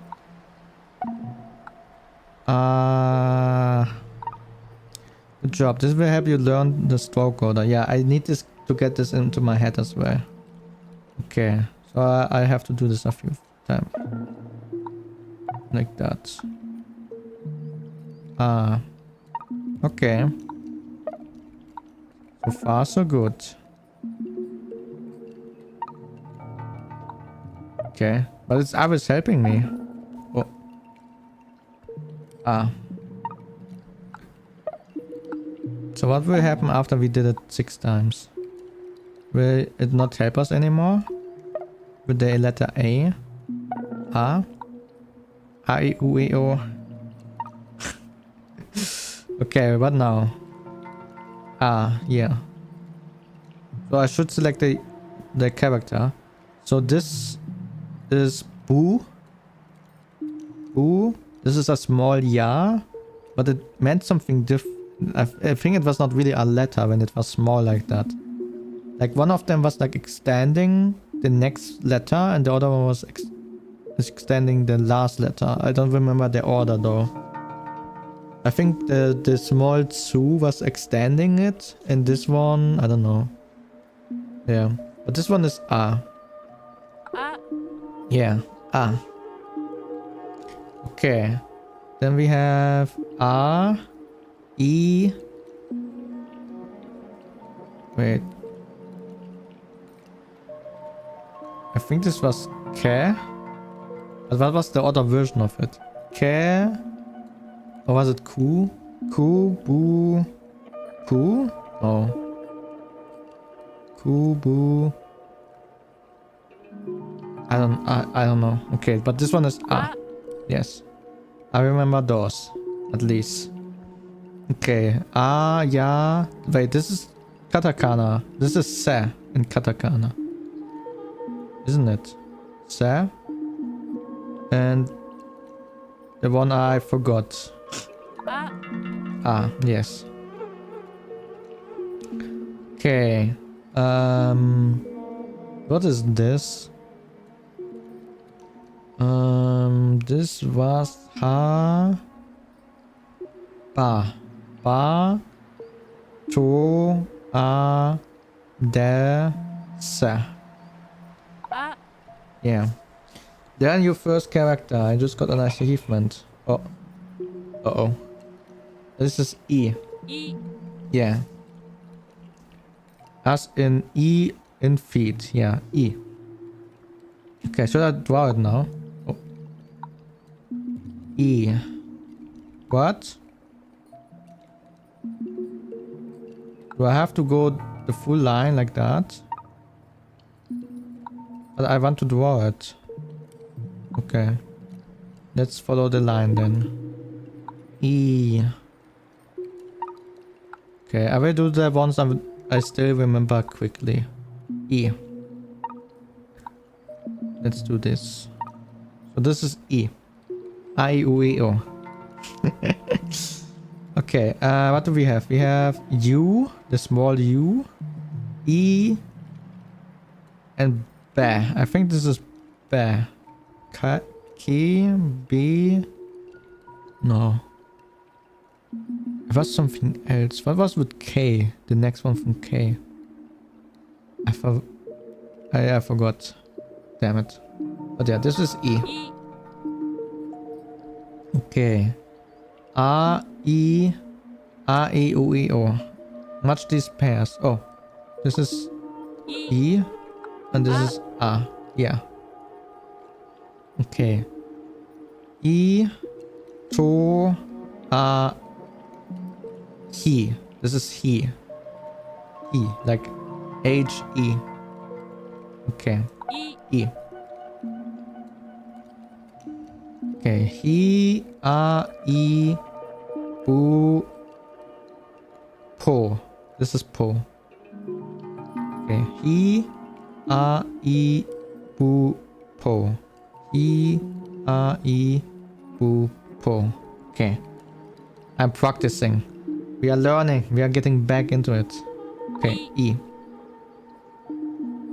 Yeah, we made it. The next one looked like U. Yeah, this is U. Yeah. Let's do this. U. This time I can leave it, okay.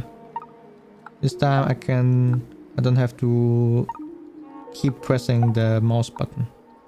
Yeah, this one is the easy one. I will try to do the easy ones fast.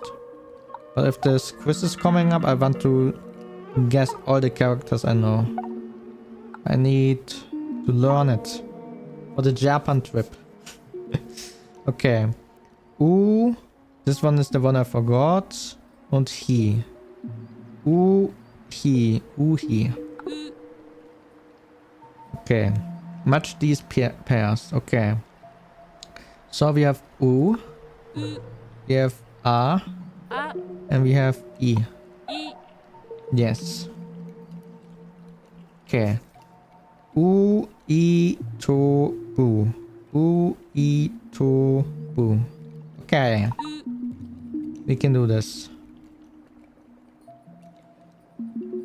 A, E, she. This is she with S. She. Fu. And U. Okay.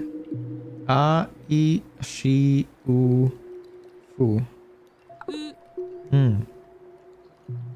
Okay, the next one is E.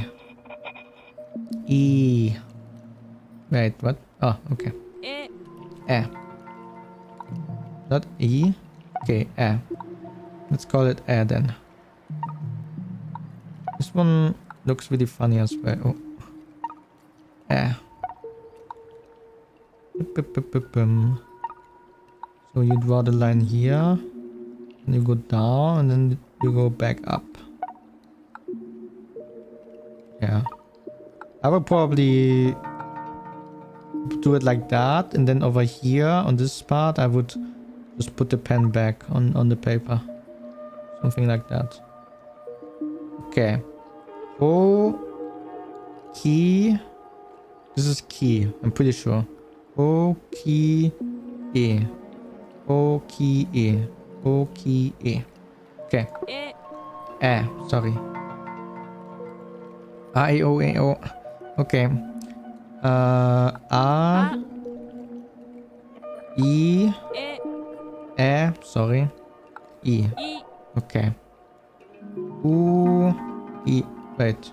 This is E. A. Are you happy now? Yeah. Okay. A, E.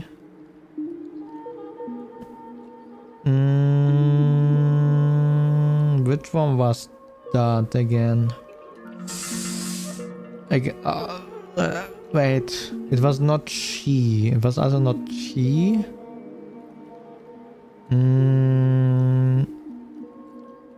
And I'm sure it's not Ra as well. Because Ra was similar to Ru. And they look different. So maybe it's Sa? Or Su? I don't know. Okay. Let's go with the E. Sorry. Oh, now we get the... Wait, what is this? Oh. Okay. O. I, E, O, E, O. Yes. Okay, so we start the stroke here. We go down, we make something like that, and then we go over here.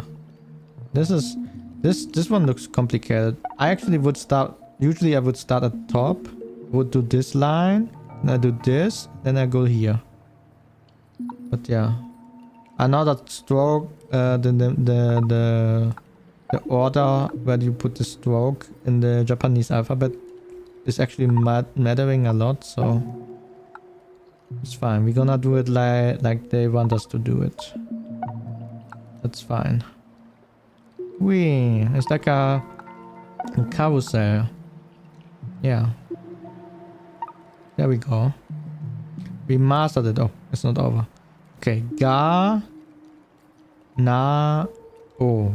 Ga na o. Ga na o. Oh. This one is E.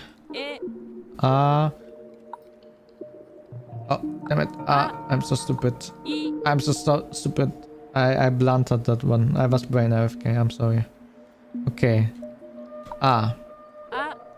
E. U, E, O. Match these pairs. Okay, this is U. This is O. Yes. Okay. This is O, E, U, Ba,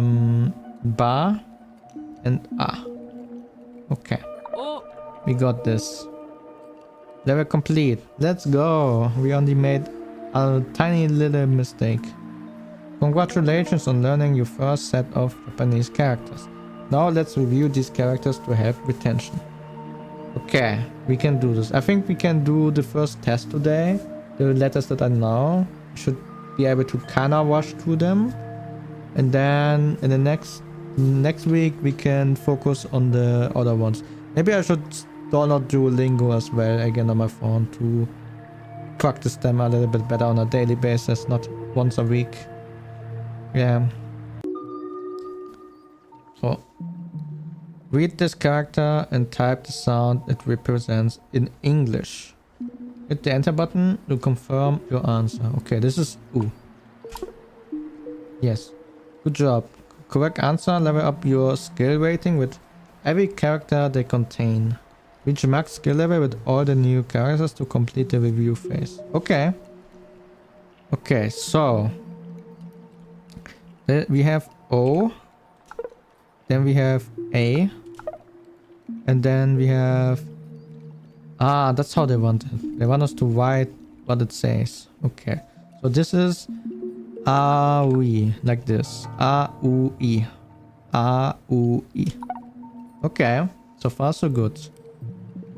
Okay. Now we have E. A. And we have E. And then A. Okay. So far so good. Now we have O. A-U-O. A-U-O. A-U-O. A-U-O. Okay. A-U. A-U. A-U. Interesting. Okay. E. I. Love. And Aoi. Aoi. Okay. What is this? EA. EA is here. E and E. I. Good job. You reach max skill level with the character A. Yeah, okay, yeah. A I know pretty good. Okay, OE. OE. Then we have OR. Then we have EO.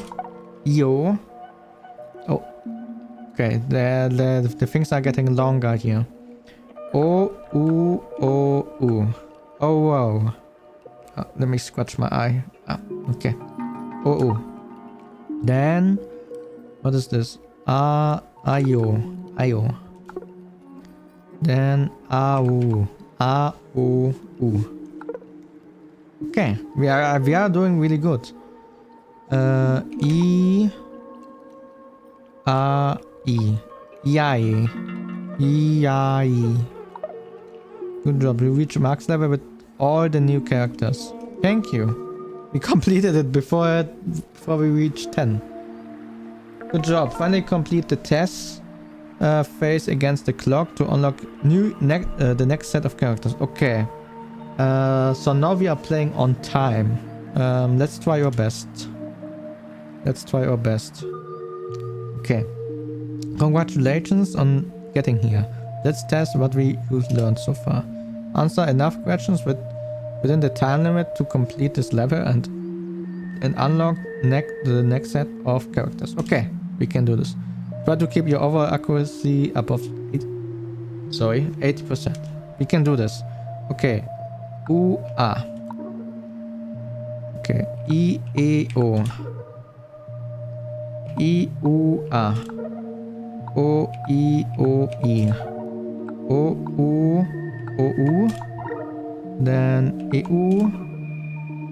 A-U-O. This is just an A. E-O. E-O.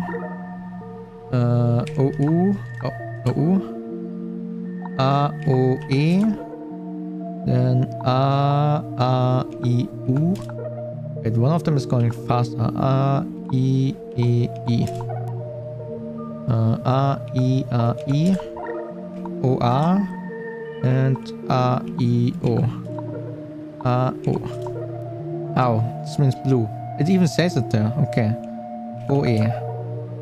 A-U-E. Oh. Did we won? We won! Let's go! Congratulations, you unlock Hiragana Challenge mode. Play this mode whenever to practice what you've learned so far and unlock new color palettes. New color palettes? What does this mean? Wait, we are on the next stage already. So we can practice anytime, but we can also start learning those new characters that are displayed. Okay. I think this is Ka, Ki, Ku, Ha, Ko. I know those characters. It for me. Wait. Oh, the other one we saw, it was hair. So it was hair, bear, pear. Ah, okay. As you see, my brain, it's recollecting the memories slowly, step by step. There we go. Okay. So Ka, Ki, Ku, Ke, Ko. Okay. So it's teaching us the different things one by one. Let's go to the next one already as well. No. What happens if I go to challenge now? Welcome to challenge mode. Answer as many words as you can before the time runs out. Every correct answer adds more time. Stuck on a word, click on a reveal to reveal the answer. This will be fine. Okay. A-O-U. We know that one. A-I-U. Next. E-I-E-I-O-U. O-U-O-U. I-A-E. A-I-O. A-O-A-O. I-U-E. I. Two times I. A-I. U-I-E. O-I-O-I. Oi-oi. I-A-U. A-A-I-U. E-I-E-I. A-E-U. A-I-A-I. I-O-E. Okay, this is quite easy. I can just do this like this. Oh, O. U-A-O. O-U. O-U. U-E-O. This is a timeless mode. I-E-I-E. I will see those words popping up, but I cannot really read them because I immediately go to the next one. Oh, this is a O. E-O-U. U-O-I. E-A-I. O-U-E. E-A-O. E-U-I. It's getting more. Oh my god. O A E O U A O A O A I U O A I E O R A I U. How long is this going? Oh, up on the top of there's like a timer. Okay. U E A U I O I O I U I E I A O A O U E I O U.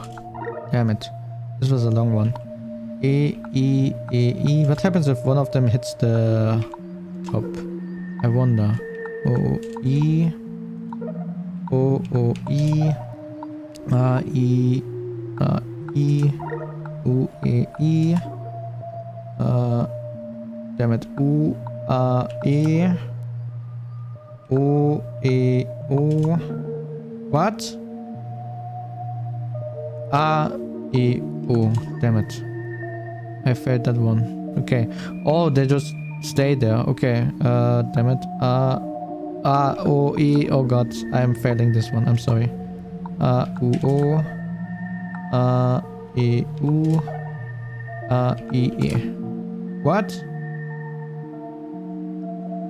I failed you. I'm sorry. But we made 9,000 points somehow. Wait, what? Ah, my eyes. What is this? Okay. Can I go back to the previous one? Oh, it's so bright. Yeah, this one is better. Oh my goodness. This was way too bright. Okay. I would say we can go for this test as well. And then next week we can continue with the rest. So let's get this started.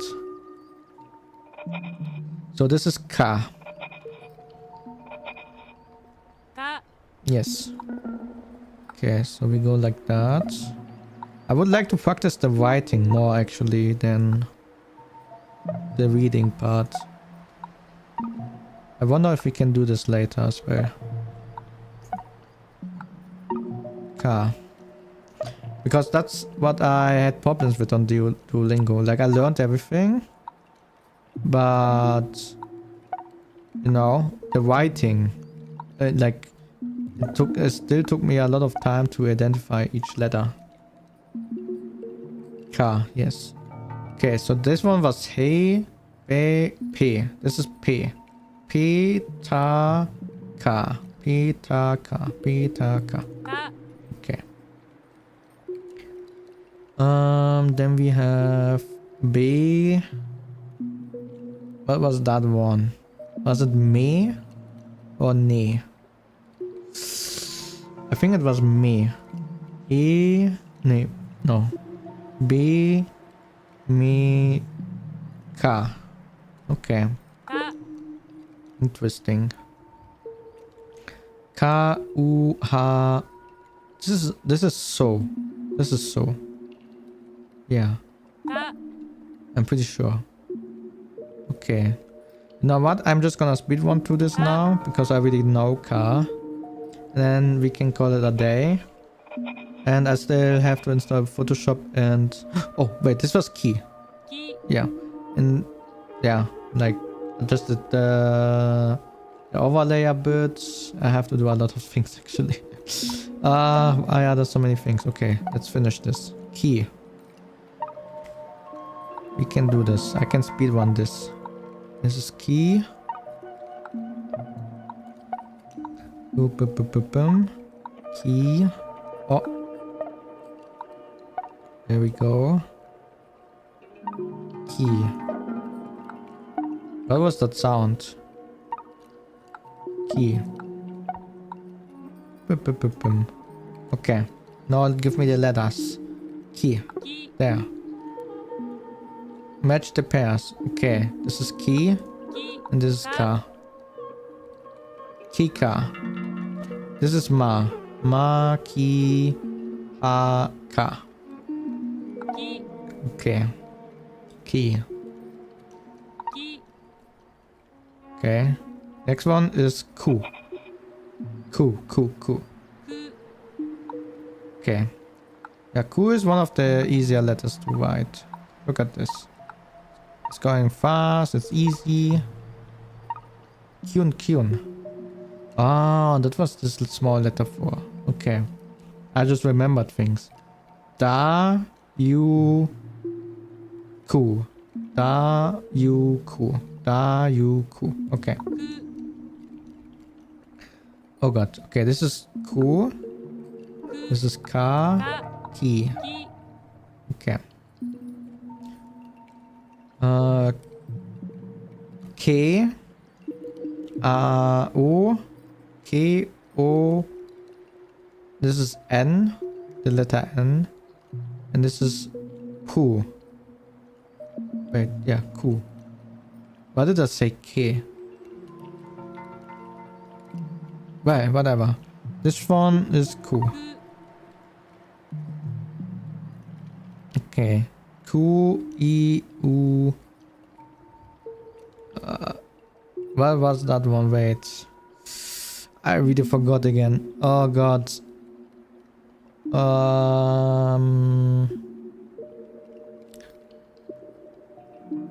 Ku, no.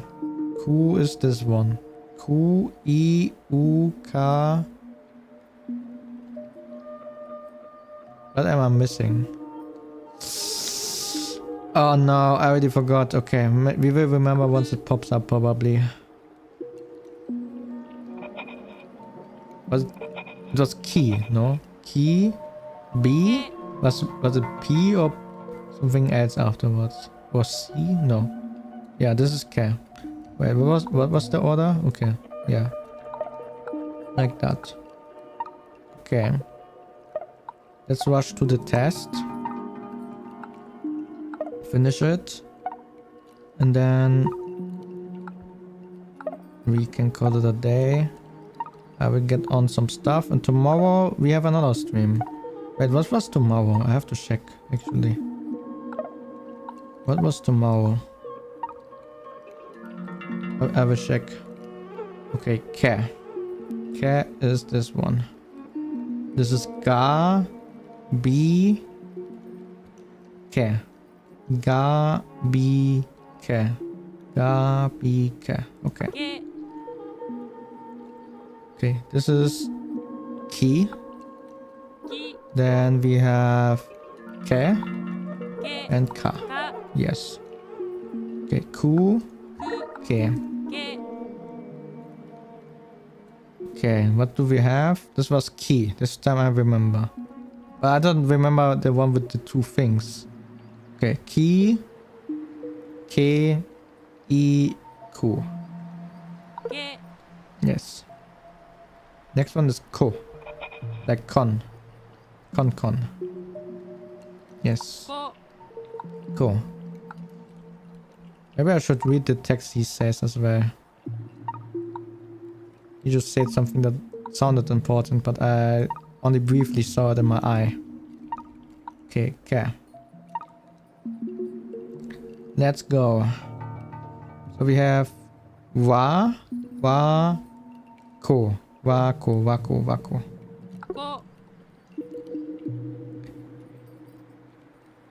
Ku. Ka. Ke. Okay. Ki. Ko.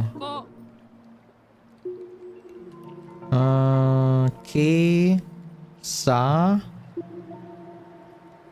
Ko. Ke. Oh no, wait, this is... Wait, what was ha? Why did I say ke? Is it... This is ha. This is ke. Okay, ke. Se. Ko. Ha. Ke. Se. Ko. Ha. Okay.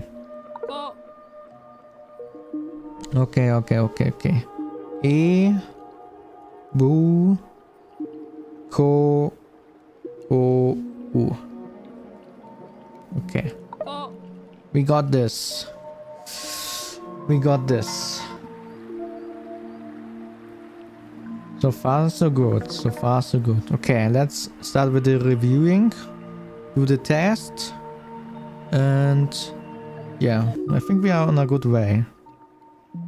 Oh. Okay, this was the writing. So the first one is K. Then we have Ikoka. What?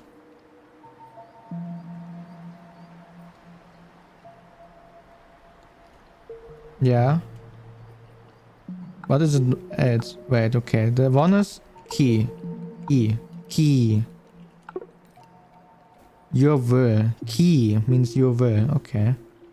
And then Koka. Or Kuka? Is it Kuka? Is it Ku? Which one was Ko? It was Ku. That was Ko. Ah, this one was Ko. Okay, I got confused. Damn it. Okay. Uko Ku. Ukoku. Okay. Then Koi. Koi. And Ko. Fake means koi. Interesting. This word. Then we have Ikau. Ikau. What does it mean? Oh, okay. Then Akai. Akai. Okay, let's go left to right every time. Or should we go right to left? Let's go right to left. Okay, so Uki. Uki. Means nothing apparently. Ki. Uaki. Uaki. Okay. Then Akiko. Akike. Akike. Kike. Ukike. Yes. Okay. Then this one was Ku. Akue. Kaku. Okay, so far so good. Stroke. What? Ako means stroke. Okay. A-O-Ko. A-Ko-E. And then stroke. Ako. My shield. Oh, never mind. My shield means Ako. I'm stupid.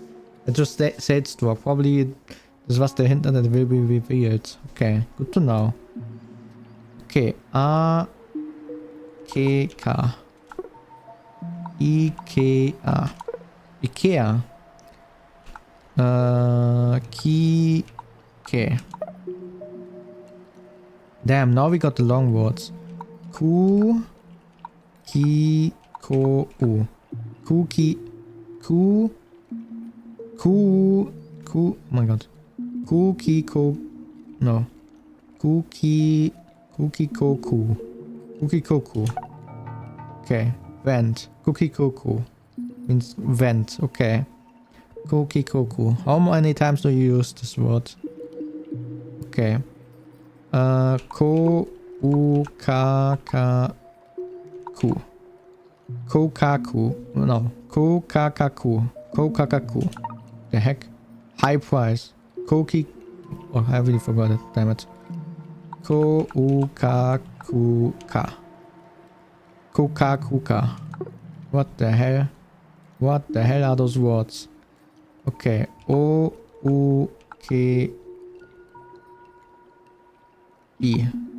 Okay. Okay. Level complete. Oh, okay, this was interesting. We didn't get everything fully, but okay. Let's do the test. Let's see what the test is saying. Okay, so Akuke. O-K-E. Replacement. K-E-Ko-U. Keiko. K-I-A-Ku. Kakueki. Keke. Kuko. Kue. Ka. Ki. Uokano. Ki. Uoki. Let's take the long one out. A-I-Ko-U-Ka. Ku-E-I. Ku-Ki-Ko-U. Oh my goodness. A-I-Ko-Ku-Ka. We are getting there. I-Gugu-Ka. Okay. Whatever that means. Ike. Ike. Okay. A-Ku-Ko. Ka. E-Ka-Ko. And Ki-E. We made it. Okay, this was easier than I thought, but we had little struggles, but overall it was pretty good, I would say. Yeah. Overall it went pretty good. Okay, then let's go back. We have 10 out of 75 so far. Okay. That's good. Maybe we can do a longer session next time. But I really want to fix some things. I still have some work to be done as well. So I want to get on that. Hopefully it will be different next week actually. And yeah. I mean next week we have the 24-hour stream anyway. So yeah. I don't know if we will do... Maybe in the beginning we can do that. Okay. I will go back to my desktop now. And yeah, this will be it for today. I just noticed that I also have to do the settings screen. Oh wait, yeah. I have to install Photoshop. Install Photoshop before I forget about it. Yeah, I really wrote schedule there, but maybe I will forget after the PC restart later. What I meant. Okay. Yeah, thanks for watching. It was a nice session. We learned some Japanese today as well.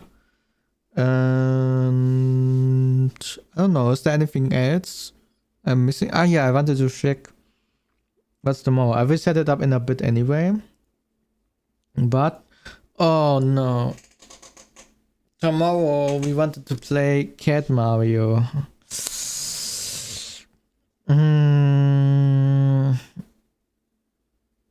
Okay. It's fine. Okay. So yeah, then we will see each other tomorrow when we play Cat Mario. This will be a lot of fun. Yes. Okay. Anyway, I'm just messing around. So let's let's stop. I actually have some stuff that I need to get done. So yeah. Okay. Then I see you guys tomorrow. Thanks for watching and Ryuwu. Bye bye.